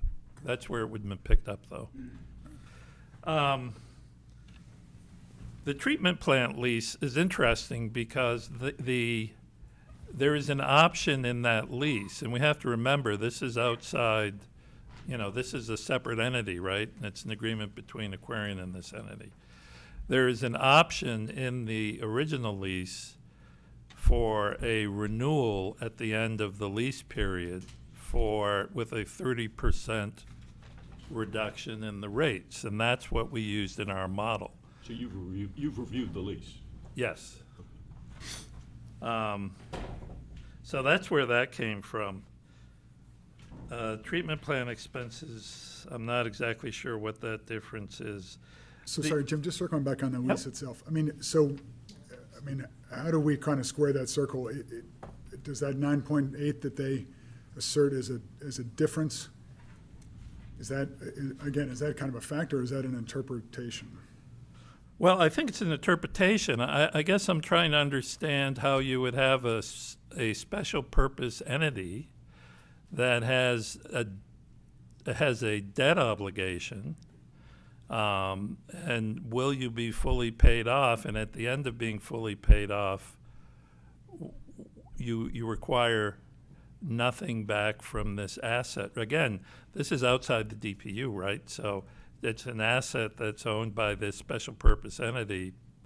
I find it a little unbelievable that there would be nothing but the operating costs on an asset that large. But so the Aquarian folks are assuming that the option's not exercised, presumably? I guess that's what they're saying, is that. From the legal perspective, Dave, to answer your question, I think they are interpreting the lease, and I'm not sure that their interpretation of the lease is correct. And the reports that they gave, the documents they gave, they didn't explain how they're getting to the point where what they're saying is at that year, what they said, today, and I think in their documents, that after 2036, there are no further lease payments. And I think our interpretation of the lease would be different than that, but they didn't describe how they got there. And so I'm not gonna try to do their legal analysis, but I have no idea how they're getting to, as of 2036, their lease payments disappear. It doesn't make sense under our understanding of the interpretation of the lease. I want to jump in one more point. We talked earlier about the spread, the interest rate spread. The Aquarian model that we received last night contemplates a refinancing of the water treatment plant in 2022 of about $13.99 million, so roughly $14 million for a 15-year term at 4.14%, which, as we've just described, is probably more similar to what a municipal rate would be. It's nowhere near the 7% that would be associated with what we've received from capital market advisors. Right. In fact, all the refi that they envision there, it looks like, is in the 4.14%. It is, exactly. Yeah. Good. Sorry, Jim. I guess I don't see here exactly where prevailing wage would come up, and so can I, if I could just comment on that? Please. I, like Andrew, am not an expert in prevailing wage law, so you have two non-experts who've done a little bit of research. I would say that it's a selective review of the research, though, to say that it's accepted that prevailing wage is a settled matter. I've read the Suffolk Institute study. I agree that's what it says. It was published in 2008. The same year, there was one by the Economic Policy Institute out of D.C. that said most of these other studies are looking at differences in wages and differences in actual contract costs, and while those, you might be able to calculate those, the proper way to do it is to actually do some econometric modeling with the differences. And when you do that, there is no apparent difference. There were two econometric studies that did find differences. In one case, it was explained by the type of projects involved. And then the other case, which was California housing, they have yet to explain it. Other than those two, all the other studies say there is no difference. Now, why is that? One of the big things that I think it's true in Massachusetts a lot, is these companies who are coming in to contract with you are contracting with private contractors are already working in the municipal space. You know, the road pavers are doing contracts with the state. They're doing contracts with the towns. They're already paying prevailing wages, regardless of who hires them. They don't pay their workers different rates depending on who the contract's with. And the other issue is, in tight labor markets, you also have the convergence of the prevailing wage and the wage that you see paid in the market. So there are a lot of factors there. It's a contested area, and I am not an expert in it. But I would say that the costs are going to be 9% higher is a convenient assumption, as is an assumption to say we're going to beat inflation by almost 30%.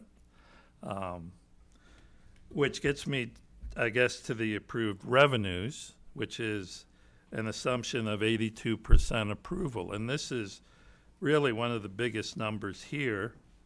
Counts for almost $40 million of the difference. I think to accept that assumption, you need to understand that certainly the person who is sitting in the chair I'm sitting in, and probably John as well, their job when they go to the DPU is to get the highest possible rate they can get. They're not going in to get 82%. I mean, that's just a fact. And what was the last rate increase? 98%? I thought it was 99, but 98. That's a huge delta. And in the overall analysis, they're basically again, leaving aside that inflation delta, they're only claiming a 12% benefit of having their ownership, which I think falls away when you challenge some of these other assumptions like prevailing wage and the rate approval rating. They're saying it's $12 million. That's over 30 years. At the end of that period, you own the water system. You really have to And the consider. bond's paid off, so there's additional savings? Yeah. Yeah, I calculate $7 million a year. If there's some errors in there, maybe it's $5 million a year. Maybe it takes 3 years for you to make up that $12 million difference. You know, the fact is, I have to say that I found the town's model to be an attempt to say, can we afford to pay for this system? Rather than, how do we do this to make it the best case for the town? Because frankly, if I wanted to make the best case for the town, I would have taken it out 40 years and had 10 years where you weren't making these payments for the water company. So that's sort of my reaction to it. Again, I haven't had a chance to dig in, but. And what about, I mean, I saw an assertion in the letter that you probably read about the choice for the compound annual growth. Would you start in 2005? Do you start at another year? Do you know what I'm referring to? I did see that. I mean, the compound annual growth rate is, in my models, both of them, is a calculation. It is not an input, right? I had an annual assumption for inflation, which was 3%. And I had going to rate hearings every 3 years, and I assumed they got 99% of what they went in for. And I calculated separately the return on equity and the cost of debt. So that CAGR, that compounded annual growth rate, is simply a calculation that I did after I had determined what the rate increase was. So it wasn't driving the rate increase. So maybe the starting year I picked to calculate it was off, or I had one X, because usually you take the first year and the last year and the number of years in between, and right. So maybe, I don't know if I added an extra year or left out a year, or I haven't had a chance to look at that, but it's an output of the model. It is not a driver of the model. I'll just add, Dave, that if you take the interest rate assumption for the long-term borrowing that we used in the model, 3.75% that Anderson Tax also used, and actually use the value of the, say, 30-year borrowing rate from capital market advisors today, what would be in the Bloom-Shapiro report a $12.57 million hole for the town becomes a plus $10 million savings. It flips it completely, just with that Just that one change. item, yeah.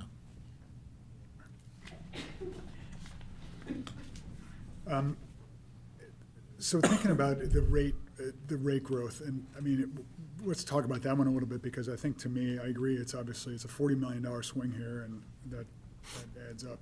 I mean, it's an unknown, to be sure, but I mean, can you just describe some of the inputs that you've thought about in terms of trying to assess whether that assumption is reasonable?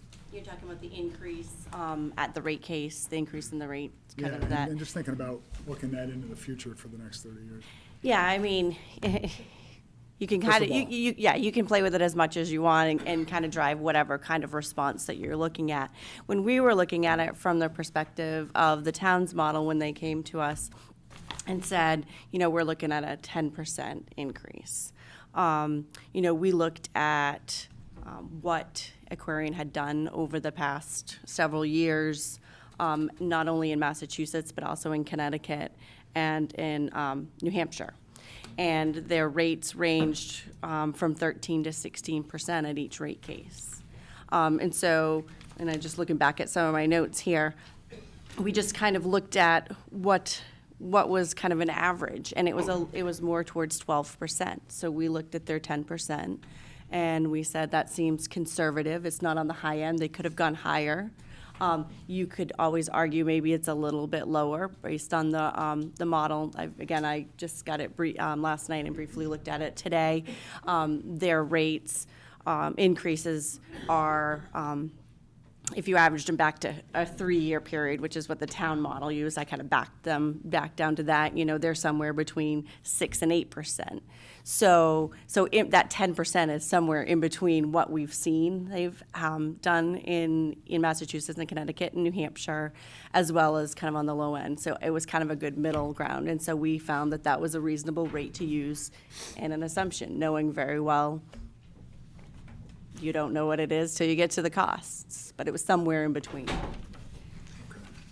And it's, I mean, just for everyone's sake, thinking about this, because I'm kind of new to it too, the rate is a function of their costs. In other words, I mean, this is a buildup, as was described, of a year, the test year, that is determined by the applicant, not by the DPU, ahead of time.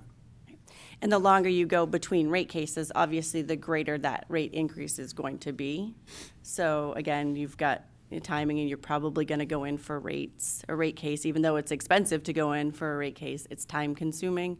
But if your actual costs end up being much higher than your test year or what you anticipated, you would go in for rates quicker, so that you could recover some of those costs. And in your experience, is the DPU sympathetic to coming in and saying, our costs have grown much faster than we expected, and we're here to, to make up for that? And So I don't think anybody enjoys a rate case on either side, because it is a lot of work and is a lot of discussion, debating. There's a lot of time and effort that goes into it. And so I don't know that I would say they were sympathetic. But, I mean, they understand what's going on in the state. They see what's going on across all the communities. Obviously, some communities are different just based on the size, the nature of how densely populated it is or less dense. So they understand what's going on in your state. So I don't know that I would say sympathetic, but they understand, like, if there was something that significantly happened throughout the state of Massachusetts, they would expect to see multiple companies probably come in. And then, I'm sorry, go ahead. Interject.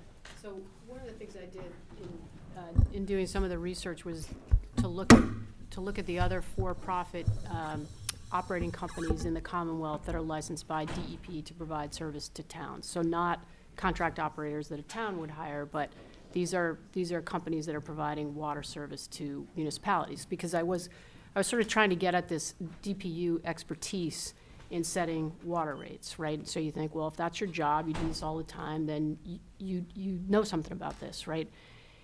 And what it reveals is there are 19 on the DEP website. There are 19 of these entities, and they are mostly small companies serving small numbers of folks, either in sort of like the Pine Hills kind of setup. So Andrews Farm Water Company serves 52 customers. Agawam Springs serves 3. Aquaria serves 1. Aquarian serves 19,289, because that includes Millbury and Oxford. Ashmere serves 27. Butterworth says 0, so I'm not really sure why they're on the list. Colonial Water Company, 585. East Northfield, 339. Granville, 34. Housatonic Water, which services a bunch of villages in western Mass, 858 connections. Hutchinson Water, 123. Kings Grant Water, 149. Milford, which is the subject of a sale, a purchase by the town, right, serves 8,900 folks. Monterey Water, 72. Pine Hills, right, private water, 1,844. Plymouth Water Company, 821. Sheffield, 482. Westport, 54. And Whitensville, 2,200 folks. Why do I say this? Because it's just qualitatively different for DPU to be reviewing, I think, the rate requests of a company providing, 52 connections. What I kind of took away from this was like, well, there's really one player, maybe two-ish in the marketplace for DPU in terms of its experience with water rate setting. And that's Aquarian and in Service Area A, Millbury and Oxford, you know, and Milford. And Milford's in the same position we're in. But they're in negotiations. They're not in this sort of hostile territory that we seem to find ourselves in. Their company's actually negotiating with them for the transfer of the assets to Milford. So I just, you know, kind of a metric, right? Like, as a lawyer, right, people hire you because you have expertise in a particular area. You can do a particular thing because that's what you do all day long. And I didn't come away with this thinking this is what DPU does all day long. Yep, the other thing with DPU, just because I want to make sure that you all are clear with how that works, is the determination to come in for a rate case is completely in the control of the water company. And so when there were discussions about, oh, we didn't come in for 6 years, well, that was the choice of the water company. That wasn't anything DPU told them not to do or anything like that. And there were some things going on there. Number one, there was litigation with the town of Hingham that was occurring during that entire time. And so if they had come in the rate case, there's a whole nother discovery process that would have been available to the town that they may have determined they didn't want to deal with. Second, is there clearly were negotiations for the sale to Eversource. Because the sale actually, they filed their rate case, and then almost right after that, they filed with the DPU a request for permission to transfer the company to Eversource. And so during that 6 years, there were a lot of things going on. And so I don't want you to be confused that those were all choices that Aquarian made. Those weren't things that the DPU in any way told them, oh, you can't come in or anything like that. Understood. Do you guys have other questions? Yeah. Keep going. Go ahead. I know in looking at the model that was available, the Anderson model that's posted on the town's website, I guess the first thing that was obvious was it didn't tie to this PowerPoint. So, I mean, I assumed that we'd see a model and it would tie to here, and then we could kind of dig into each piece. Do you know why that is? Yeah, I thought we provided a revised PowerPoint, did we not? Yeah. So there was a revised PowerPoint. When I went through it, I noticed that the CapEx was pulling from a lower number for the town, so I had to do a revision for that. I guess before so I'm looking at the PowerPoint that was from the January 10th meeting. So Yep. you're saying there's a revised? Yeah, February 9th. When did this come out? February 9th. Okay, so let me just take a look at that piece then. So in looking at this model then, it was never brought up in the model about the distribution system, the water treatment plant and distribution system property taxes, that there was gonna be any kind of change there. But based on the original town's model, there's a total in the two categories of again, the water treatment plant and the distribution system, of $11 million more, or I should say less, that the town is showing that they're gonna collect in property taxes than was originally in the town's model. And that, like, I mean, I was at that meeting when they did the presentation, and I never heard anything about any proposed change in that. So do you know why? So wait a minute, you're saying that my model had 11 million more in property taxes? No, I'm saying the current Anderson model that's Yep. on the town's website has a total of $11 million less in the two categories of water treatment plant and distribution system property taxes than was in than what's been in the town model all along. So I wonder why Anderson would have changed that when it was never discussed in the presentation, that there was gonna be a change in that category. I can't off the top of my head, I can't answer. Yeah, I don't understand that either, because my understanding is the Anderson model, the Anderson tax model basically took the costs, the starting costs that were in the model Ed and I had developed, and escalated them at the same rate we did, 3% per year, so they should be exactly the same. Okay, so I don't know, I guess who should I address that with, because they're not, and it's an $11 million swing. Give me 2 minutes. So, so that's one and I wondered whether that had anything to do with, I know at one point when we had, I think our first meeting, when we had the financial meeting, I don't know, Mary, if you had addressed the financial questions and said, well, and I think we talked about that, and I'm not sure exactly who answered that question, but it was, oh, well, this is just, it is what the tax rates are, and it's, I assume what Aquarium would have been paying the town ongoing. But then I wonder, I do remember. is this change of anything to do with the fact that I had brought up about it being, is it a pilot or not? And now all of a sudden it's lower. No, it has nothing to do with that.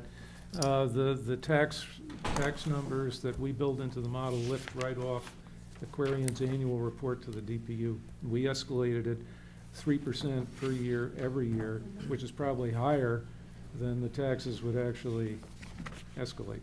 Yeah, I definitely see the escalation, so that's not a question on that. It's just the fact that the numbers are much lower. So I'll dig into that and figure out who to address that with, because, you know, that was certainly, I'll look at that as well and Yeah. get back to Tom. because the He total can in the share it two with is you. $11 million, that the current Anderson model is Is showing lower. $11 million less in property taxes that that this Hingham Water Company, if you will, would be paying. So the flip side of that is, that's that much less that the town is getting from the water company in taxes. And then I also noticed and I don't know when, again, this is a little bit like chasing a moving target, because there's different models and different dates and different this, and at one point, the numbers I'm giving you are over 30 years, so that 11 million is over 30 years. Yep. And something that has an impact of 5 million over 30 years is the change in the additional annual municipal costs that went from 225 to 325. And again, I'm not sure where along the way that estimate was increased. What model are you, what version of the model are you looking at? I have the town model that's updated with the Anderson tax changes. It's from the town's website that I downloaded. Because the changes in the additional municipal costs were applied by Ed and me back in October. So they would have been incorporated in the Anderson tax model Yeah. as well. Okay. And, so that went, it did increase by $100,000. If you were looking at the. So that was one question, is when that, so that was in the fall before this. If you're And looking then- at the July model, you're looking at the model before it had that extra 100,000 of additional municipal cost. Okay, yeah, I can double check what that comparison's against, but I'm definitely looking at the model that's posted on the website, now. And then I think one other big question, and again, I know you had, and maybe you did updates for the interest rate, the short-term rate, looks like you reduced. Yep, I did, 2.4 to yes. 2.25. Yep. And then I know one thing on the long-term debt was the, now, the debt schedule is showing that, there's going to be an initial payment. If I calculate the 6,170,000 that you guys have for the annual, debt service on the acquisition, that's for the full, or actually your calculation is based on the after year one, so it's 28 years at not the 112, but 112 minus 1 year of that payment. It has payment on the front end as opposed to in the back end. That's all that is. But that first payment has no interest in it, so that doesn't. Because it's a function of assuming it's paid on the front end of the period. So in a rather sense, than you're the back. borrowing 6.17 less, and then for one less year. Yeah, so, I mean, the alternative to that is to do it both ways and then average the two? Because typically, you're going to make quarterly payments, perhaps, or is that what you usually do in your bonds? You make quarterly payments, so Semi-annual interest, right? It's calculated annually, but you pay semi-annually. That's what it is. It's not quarterly, I don't think. it's semi-annually. Yes, semi-annual, the principal and interest are calculated on an annual basis, but the town chooses for cash flow purposes to pay the interest semi-annually. I mean, I confirmed that when we were going over the stuff with Jean. With Jean, Yeah, we have to yeah, question for Jean. yeah. So it's semi-annual.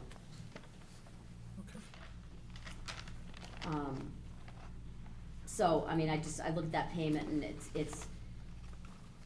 there's a difference between paying at the beginning of a period, that would be principal and interest. If you pay at the beginning of the And- period, then you don't have interest on that first principal payment, right?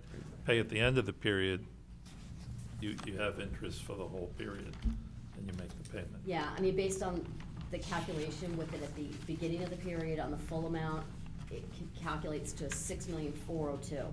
That's right. So, and that's with the full acquisition price for 29 years at, with the payment at the beginning. Right, So, but your payment's the 6,170,000. right. I mean, that's, you have a choice when you're doing level payment. Do you pay at the beginning or the end? Pay at the beginning, you make the savings. Right. I'm saying the payment calculation with it at the beginning, it seems like you're borrowing one less year. So it's not a difference in a calculation of it being at the beginning or the end. It's actually paying the 6,170,000 as if it wasn't a payment, because you're not considering, this is calculated at a 20-year rate. So I'm just saying that's different. They're two different things. So. Well, I mean, it's exactly as And we that's fine. described. This is It's how it front is, of but period that's not- or end of period. In fact, if you use the Excel function, you can either put a 0 or 1 in the last Right. parentheses, which will either give you a front-loaded payment or a back-loaded payment. Right, and that's what I did, Yeah. and I'm saying that it's not just a payment at the beginning, it's borrowing one less, so I'm just gonna have to go through the cash flow and see where that, because in a sense, instead of borrowing the full amount for 29 years, you're considering that first payment all principal. Well, if you- So you're borrowing it 6.1 less for one less year. I did the beginning. calculation. If you say 29 years Yeah, with the interest rate yeah, and payment at the front end, you're gonna get the same answer as that schedule.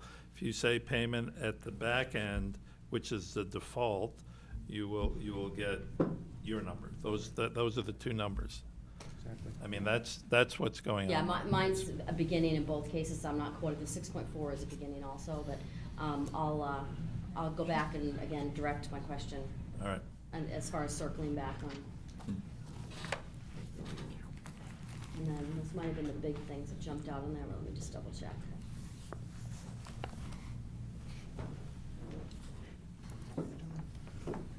With regard to the treatment plant, you said there was property taxes and what else that accounted for that? Well, the other thing that John had, but I can look into that, that's more for internal than for, that was the water treatment plant, and the other item I don't think impacted. No, but the water treatment plant Oh, had and two the distribution components. system property taxes, Thank the you. two categories of property line tax, items. yeah.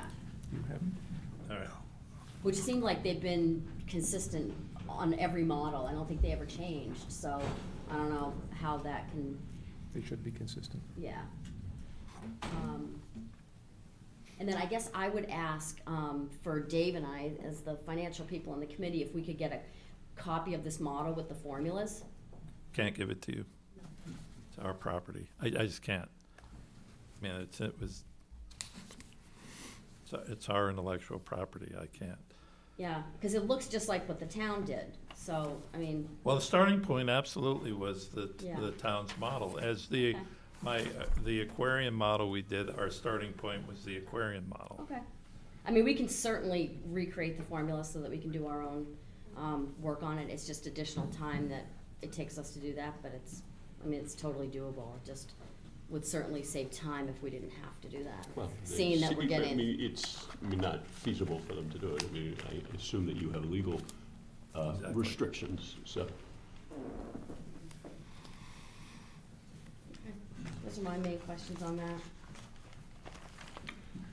that. On the, so the contract operator cost, you just took the town's estimate and then applied an inflation factor. So, I don't know who the correct person to direct this to is. How comfortable is the town with that cost? With the estimate? Yeah, with that estimate, I mean, why use that figure as opposed to some other figure? Sure. So we engaged two different firms to review the engineering reports that were supplied during the DPU hearing. And just people in the back can hear me.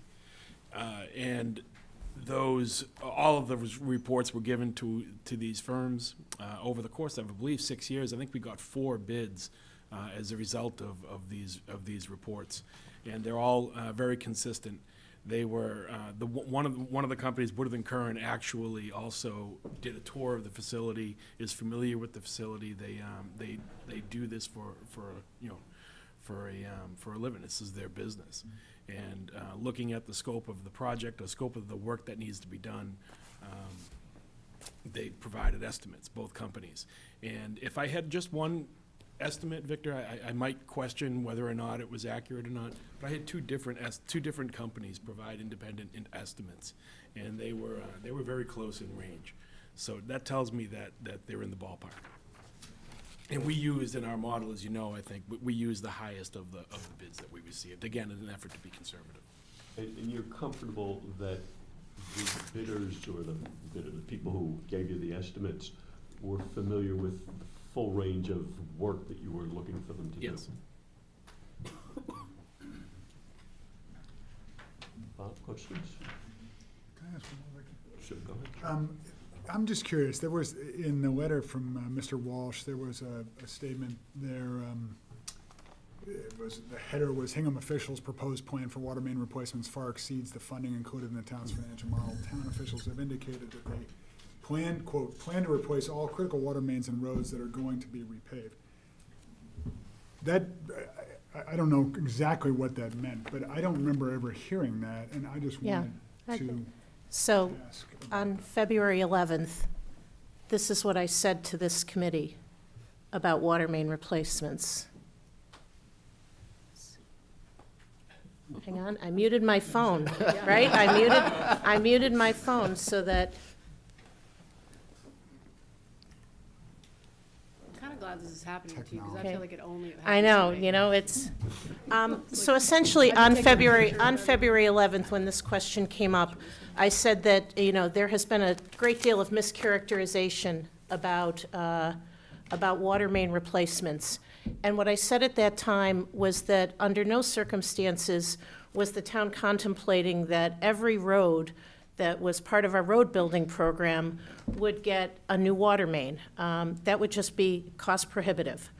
But what I did say is, and what I think we stand behind, is that we still think that there can be improved coordination between the parties with respect to that. And since this isn't working right now, you can actually go to that meeting at the 26-minute and 30-second mark. But I think it's inappropriate and inaccurate to characterize the town promising or making any statements. We did no such thing, and I hope this is the last time we have to clarify that.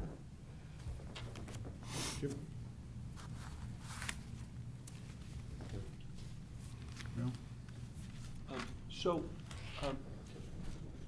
on the MRAM, does that, I mean, in your view, does that, I mean, either incentivize or over-incentivize, under-incentivize, or have no effect on desire to, on under-investing in other capital? Well, throughout the analysis, they've got their regular routine capital expenditures that you would have to do under either ownership. And I think that's remained level under both of them, although that wasn't part of what I was looking at for my specific analysis. But related to the MRAM specifically, this is on top of the routine capital expenditures. So it'd be for those very specific carved out, called, I think they're actually labeled eligible MRAM assets in the DPU order. And so they have to, Aquarian has to actually expend those costs and build that infrastructure that's specified to be able to recover anything under an MRAM charge. If they don't do it, they don't get the MRAM surcharge. They actually have to file, detailed analysis on supporting those costs. So if they don't build the infrastructure, they don't get the surcharge, won't be on the bill. It does incentivize them, I guess, in a way, to make sure that they do build that infrastructure so that they can charge that surcharge. And they can do it, they might do it all up front, but they're capped. Right now it's at 2%. I know, my understanding is they're going in for possibly a higher percentage. Right now it's capped at 2% each year. But they get that each of the 5 years, at least through the DPU order. So to put the infrastructure in, they'll start to get the recovery sooner than going in for a rate case.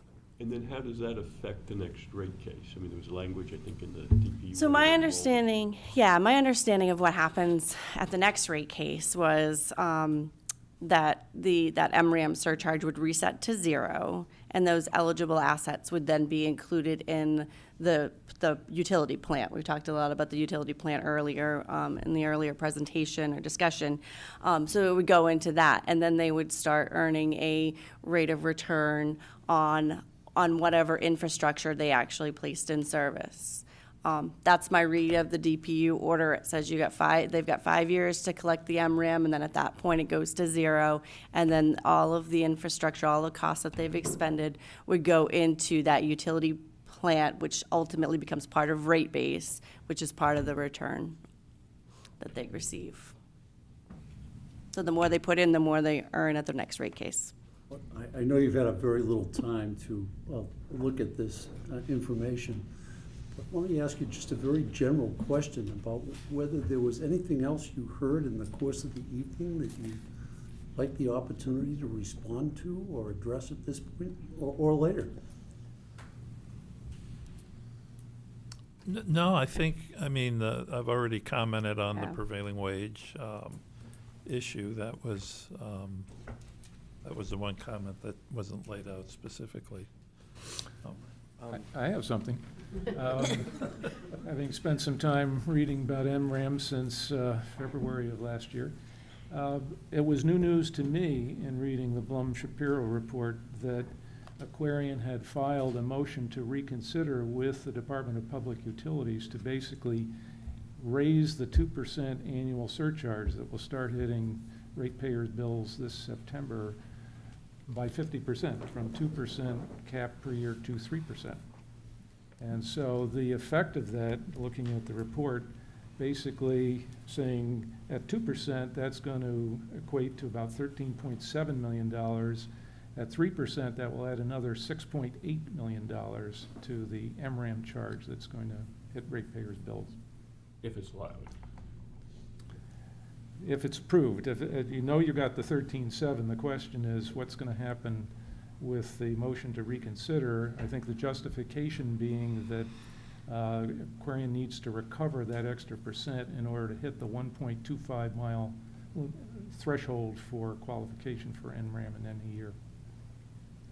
Victor, there's one thing that I at least would like to clarify, and that's from the town's work that they've done with the DPU. The town participates in these cases.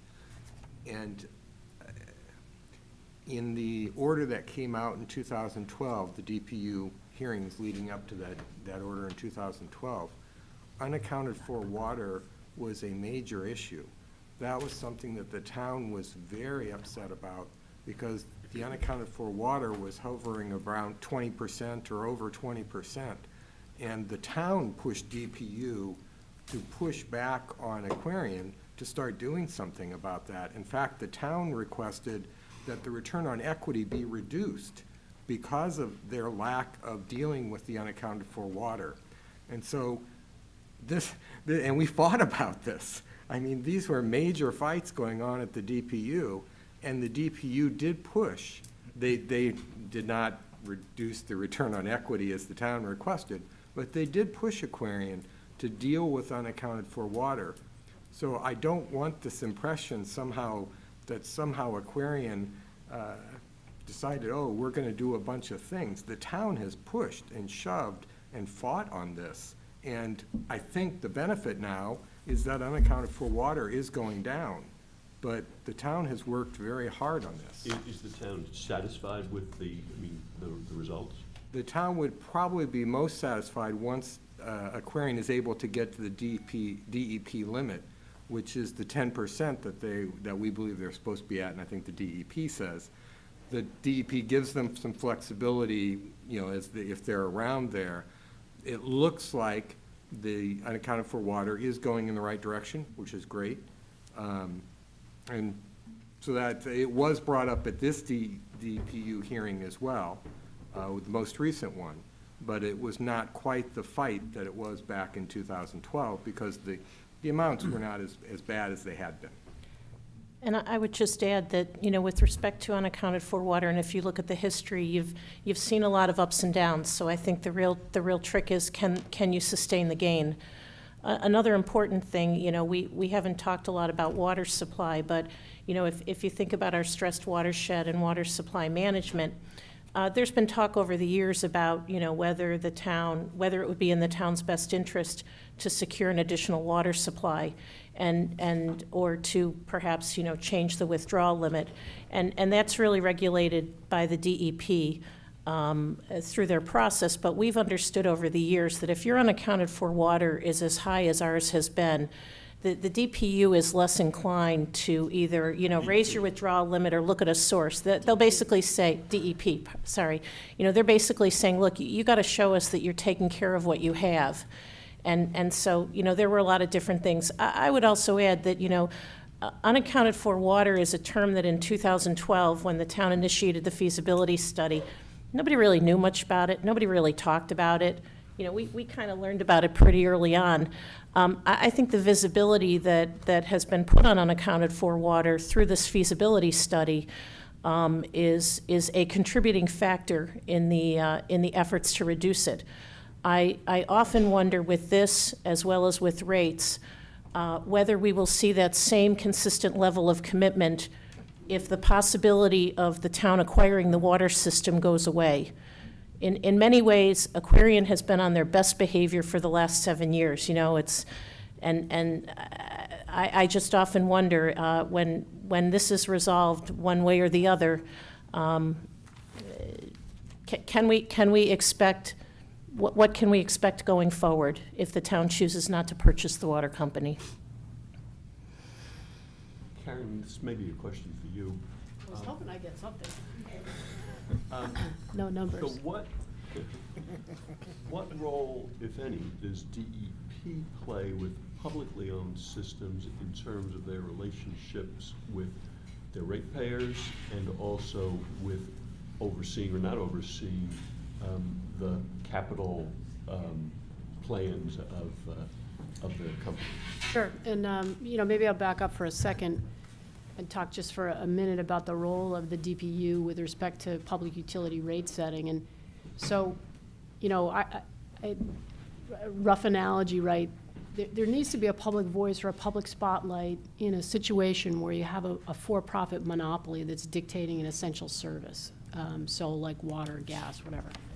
And so, in order to interject and have a public check on that process, that, you know, Commonwealth has the DPU. That's why they have it. That's the function of that entity. So the public voice in the public process is just that. You know, every decision, every piece of paper that would come through the municipal operation of the water system would be, you know, subject to public records laws, would be part of an open public process. Without the DPU, right, a for-profit entity that had a monopoly on your water could set your rate, and that would be that. And so I think it's just important to distinguish why the DPU is part of the process on the one hand, and not part of the regulatory rate-setting process on the other hand. What is the same, to your point, Victor, is the role of the DEP with respect to any public water system. So what the DEP does is essentially the Massachusetts DEP is charged with enforcing federal legislation with respect to clean drinking water. So it's the state arm of that statutory scheme. And so the DEP, I think I said at one of our earlier meetings, the DEP requires that prior to the transfer of a public water system, the transferee has to fill out what's called a business plan, and the DEP measures the managerial, technical, and financial capacity of the transferee to run the system. And so the permit that Mr. Olson referred to earlier, or actually in the case of Hingham, the registration statement, wouldn't be transferred unless and until the DEP is satisfied that the town has demonstrated capacity to run the system. But on an ongoing basis, then, so year 5, Hingham's setting rates, and someone, whether in Hingham or in Hull or Cohasset, has some dispute with that. Is there? Yeah, so rate setting is outside the purview of the DEP. Okay. And so rate setting would be subject to the public process that we outlined, the public budget process that we outlined, right? Mm-hmm. And it's also part of the structure that we provided in the governance slides, which I'm happy to share again, where we've institutionalized a citizen voice that would be part of rate setting and would also be part of consumer complaints and would have direct access to the water superintendent that we would hire. So you'd have this group of citizens that would be sitting on a regular basis, let's call it monthly, with the water superintendent to address just these sorts of issues, and would be together with the water superintendent reviewing the costs that are coming upstream from the operator, as well as the sort of more minimal town costs at this point associated with the running of the company, and recommending those rates through the town meeting budget process. So they would come back to, they would come to the Board of Selectmen, they'd come to the advisory committee, they would be part of that process. And in terms of issues about what capital improvements to make, where to make them, what type of review, if any, is going on for that? Yeah, so I would view that to be much like how the sewer process moves through the capital request process, and Libby certainly knows more about the specifics of that than I do. But I again would envision it to be based initially on the engineering materials that we have available to us, that would be updated as we roll this out. And that we would prioritize those capital expenditures, in accordance with those engineering plans. And that would be part of a public process as well. I think the other thing to keep in mind, right, is that the folks that would be setting the rates and making the determination on capital expenditures are the folks that drink the water, pay the rates, need the shower to turn on in the morning to get to work. These are people who are invested in the operation of the system. So, that's I think it's an embedded check on the priority of the system, frankly. And Victor, just to answer that, when sewer or any of the enterprise funds come before capital, we don't really have any say over the recommendations they make. They're actually coming to us and making, in a sense, a recommendation that, assuming the revenues are what they anticipate they'll be, this is what we're gonna invest in, and this is the priority. But we don't really, quote unquote, capital doesn't really approve that, because they have, in the case of sewer, they have their own commissioners. Enterprise fund can really do what they want. They have their own commissioners that approve that. So I would just say that to the extent that the process goes through capital and AdCom, it's not quite the oversight. It's totally advisory. And the recommendation ultimately that goes in Article 6 in the warrant for revenues and expenses is merely advisory also. It's sort of like the school budget, right, in that sense. They can do what they want with, ultimately with. Yeah, and that could change. But let's also remember that is a public process where the citizens can access that none of that business can be done without proper posting, proper notice, to the extent that, so it's all happening in a public process where there's the opportunity. I will tell you, going through the last DPU rate case, and I think John and I have probably read every document and looked through, in my opinion, it's not a transparent process. It's not friendly to the ratepayers. If you want to go on into the file room, all the documents are there. but they're organized by number, just on the basis of when they come in. So if, for example, if you want to go to the file room and see how much Aquarian spent on legal and PR fees in the rate case, you're kind of hitting and missing, and, there's hundreds of documents there. It's not easy to find. The rate case hearings are in Boston. I don't think, Carrie, the public can attend, or if the public can observe. Public can attend, but not participate. At least the 5 days of hearing that were in the last rate case, I'm not aware of any residents that attended. And in our last 2 rate case hearings, the DPU has to have a public hearing within the service area. Both of those were held in Hull, and it's not a two-way process. You basically have some folks from the DPU who are willing to listen to anything anybody has to say, but it's all one way. They take it all in, there's no reaction, and then the DPU goes and does their job. So, I don't, in my experience, it's not particularly helpful, it's not particularly transparent, and it's very difficult to engage. I would add, and it's also very expensive. This most recent rate case cost $688,000. And does that include the For thing? Aquarian, you mean? Yeah. That's Aquarian's Well, I was going to fees say, that we that's pay. the thing I love, right? So we're going to go in and we want to make our voice heard for our rate case. So we pay our lawyers to go in and do that. And then we pay, as ratepayers, we pay for the costs that Aquarian has incurred in order to demonstrate the logistics of their rate. And in this past rate case, there were PR public relations expenses associated with the rate case, which I hadn't seen before, and I think they were like, it was a lot of money. Okay, it's getting late. Do we have any other questions? I don't have any other questions, but I just want to reiterate that while we were here, I double-checked the system property taxes, both categories. And there's definitely, in total, between the two, your model showing $11 million lower. Less, all right. I Lower will, than what's in any previous model. I'll get Yeah. back to Tom by the end of the Okay, week. And great, he can thank you. forward it. I think that's actually Ed and I using the actuals that were filed in the DPU 1790 rate case as opposed to what was in the July model. So I don't think it has anything to do with Anderson tax. They're just taking the values that were in our latest model. But I haven't seen those numbers in any model.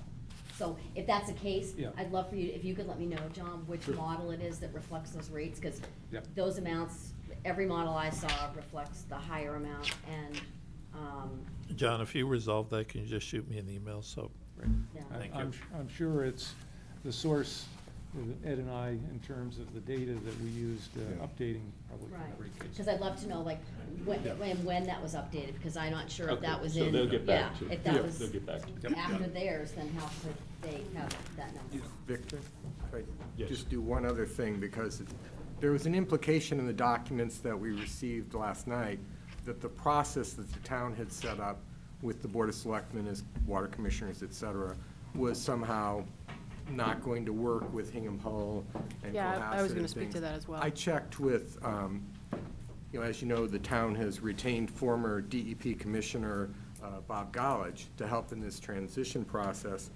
And he kind of took a look at that and said, no, I don't see a problem. And of course, we'll recheck with DEP, et cetera, but he said, no, I'm not seeing that. Can I jump in here too? So, when the governance group got together, Charlie Costello, Josh Krumholtz and I initially, we undertook the same kind of approach that the financial team did, which was we took a step and we were looking for the stop sign. Like we weren't charging forward like, yeah, let's get this thing organized.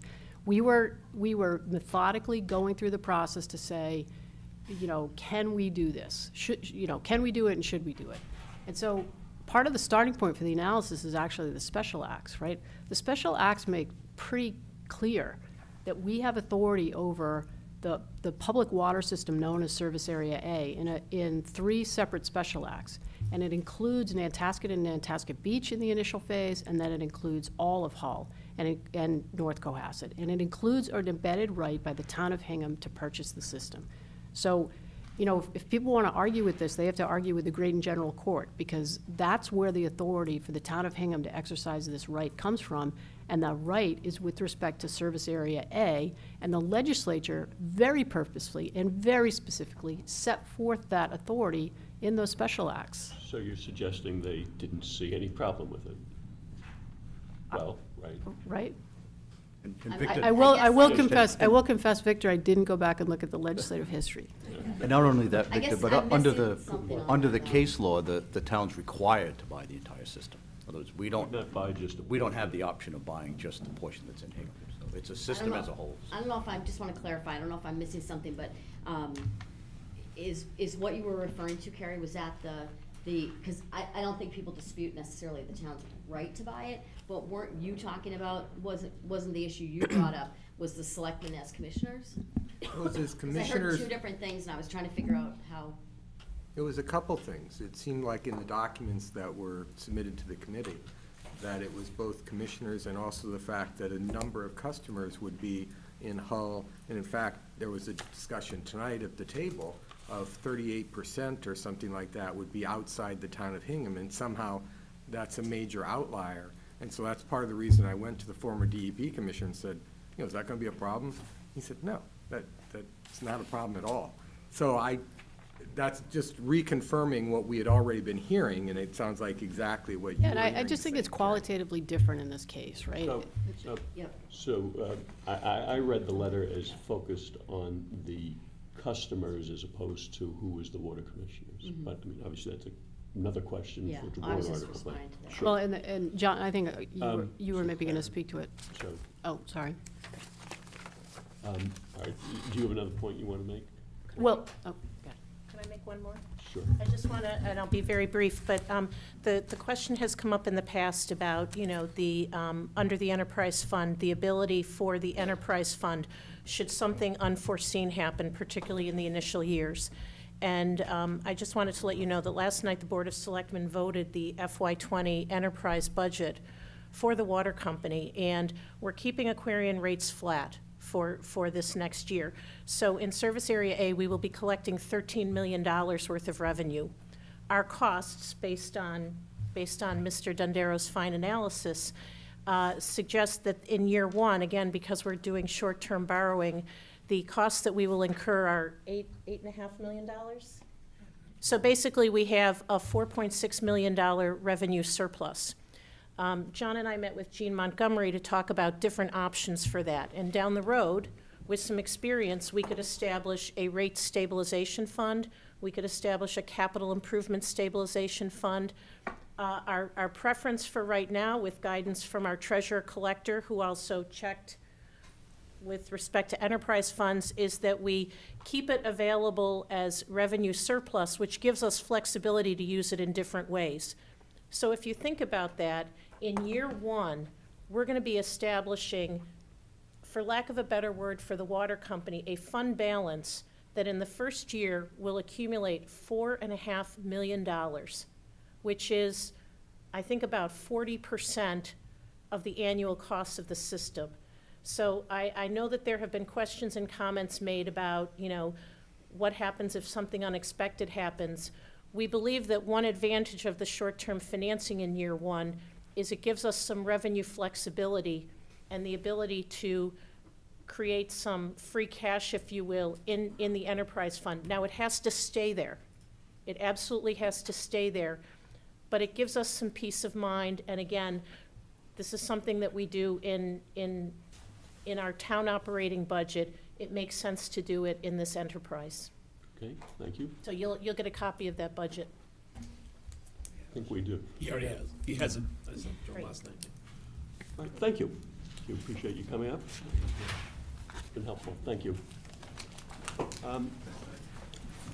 Getting late, I did say that we would entertain public comment. If anyone does have anything to say, I invite you now. I would ask that you limit yourself to 3 minutes.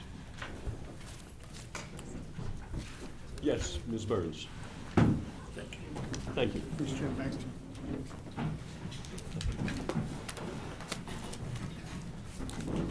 Laura Burns, 479 Main Street. I just wanted to clarify. Well, direct to me, so this is not a dialogue with them. At this point, we're just taking comments. It's just us.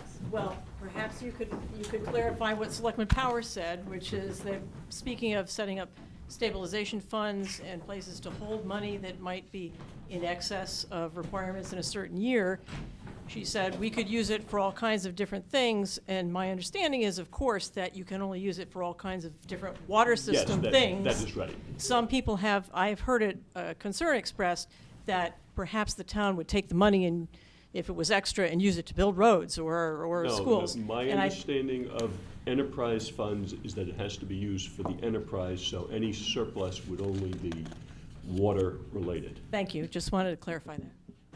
Is that right, counsel? Right. Yes, he's right. And Victor, I just want to reiterate, not to be a dog with a bone on that $11 million, but I think once we get that resolved, if in fact that is being reduced and that the water company is paying the town of Hingham over the course of 30 years, $11 million less, then that's $11 million less that the citizens of Hingham would have in the town budget for other capital projects. So in a sense, it seems to be a shifting, and hopefully there's a resolution to it. But I mean, the numbers were fairly clear, and that's something I will definitely follow well, up we'll in. But I see. just want to Sure. make that point. Okay, so, committee, for us, we have a lot of new information, a lot of things to digest. I think what I'd like to do is we've set aside the 4th, which is Monday. Monday? If everyone's still free, I'd like to have a meeting then to discuss where we are and what. Yep. Are there things at this point, I mean, other than the follow-up that Yep. you're looking for, and I think there's some other things that people are following on. Is there anything else that you think we need, that you would like to see before we have a bigger discussion? Do we want to hear from Mr. Gulch? Well, what's Mr. Gouge's availability? Well, I was, I could talk to him and get his availability, but do we want to do that with the subcommittee, or do we want to do that with all of AdCom? Maybe with the full AdCom? And I know at one point we received some correspondence from somebody about how, is it Phil Lemios, the town administrator for Hull, had kind of had a change in position on the intermunicipal agreement, and I think that's something that I would not mind hearing from him on. So I guess I'm a little unclear. I mean, so you change an intermunicipal agreement from when to when? Well, he had originally, when it was first contemplated in 2010 or 2012, the town by the water company, he was very talking about adamant that there okay. should be an IMA, and now at this point he's saying no, and that to me seems like that's a big issue, and I'd love to understand why he was so adamant and now he's not. Karen?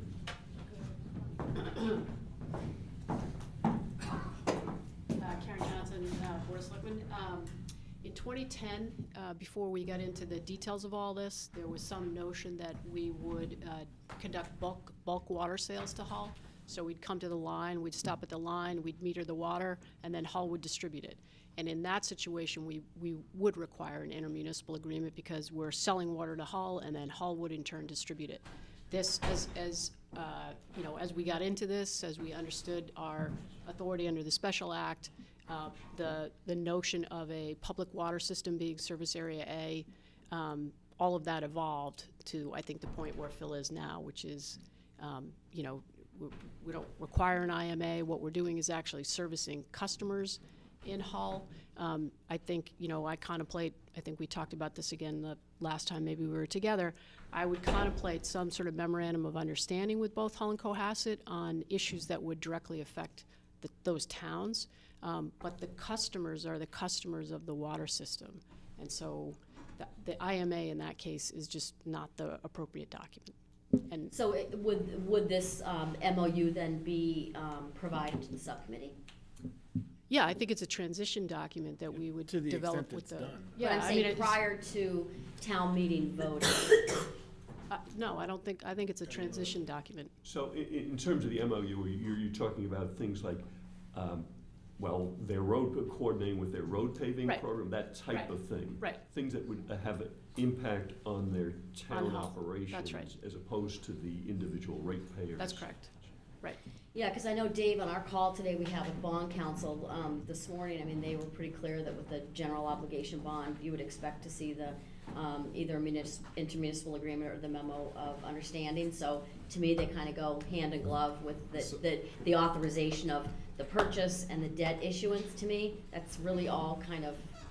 Well, okay, and I mean, I didn't have the benefit of that call, but this is, again, we have very specific special act statutory authority to do what we're doing. And so you know, in the normal course where you have a municipality that has fixed statutory authority over a geographic area, when they're extended beyond their geographic area, they need special permission to do that. That's not what we have in this case. We have a public water system that's been defined by statute, and that's what we're buying, and that's what we're operating, and that's what we're borrowing against. Yeah, and just, because I heard the same thing this morning, Yeah. Libby, on the call. So I followed up because it didn't make sense to me that, that when Janet said that. So I called her back and I asked her if she could clarify for me. I actually have it in an email where she, what she meant. And what she told me was she was speaking generally to intermunicipal agreements between municipalities and not specifically about water companies. In fact, she actually said that she would recommend that we speak to our legal staff related to any IMA, need for IMA for a purchase of something like a water company. She was speaking generally about when there are programs between municipalities, sometimes there are IMAs. Okay, and maybe it's just understanding better, like with, like Hingham Municipal Light, Town of Hingham has a governance arrangement with them, which is kind of like a, you know, in a sense, it's like a, you know, one of that type of agreement. So I'm wondering if we have that there, how and if something like that would apply to this water company. So that's something we can follow up. I think that's what we're talking about for a future meeting, but I don't want to get hung up on it now. But I see that as an open topic. Okay. Just one point of clarity on that. Sometimes people look at these IMAs under the old statute, they required a town meeting vote. That statute was amended in 2010.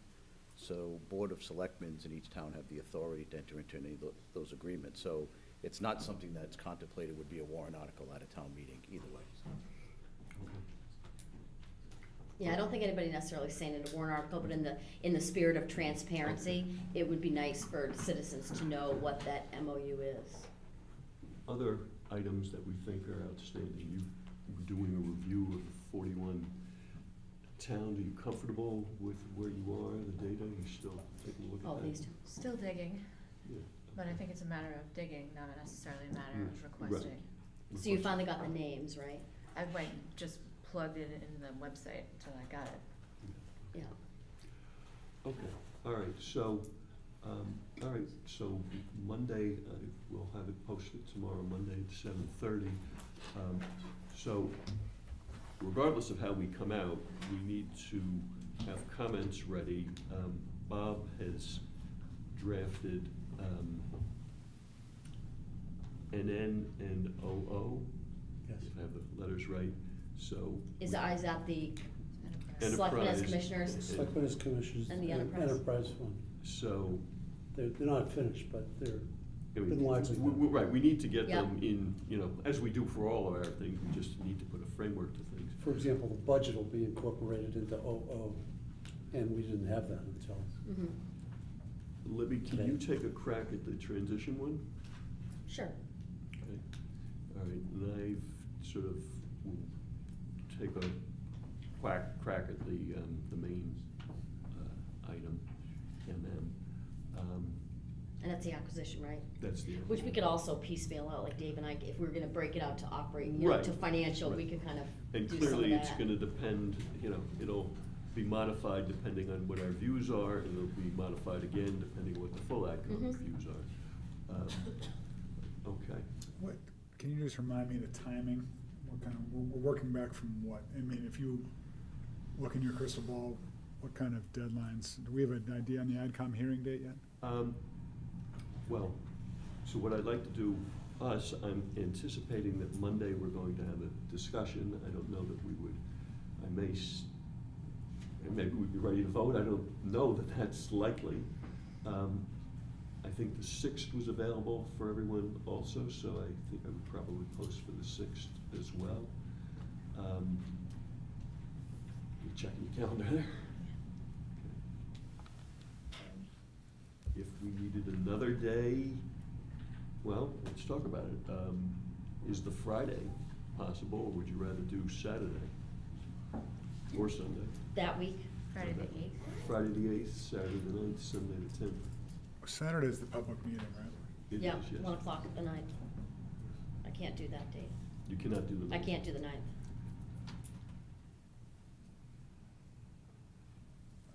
I can do any of those. So you could do 8th or the 10th. Yeah, I can do the 8th or 10th. And I think I'm actually home the weekend, so, yeah. Okay. Seeing that we have meetings the 4th through the 7th, I think.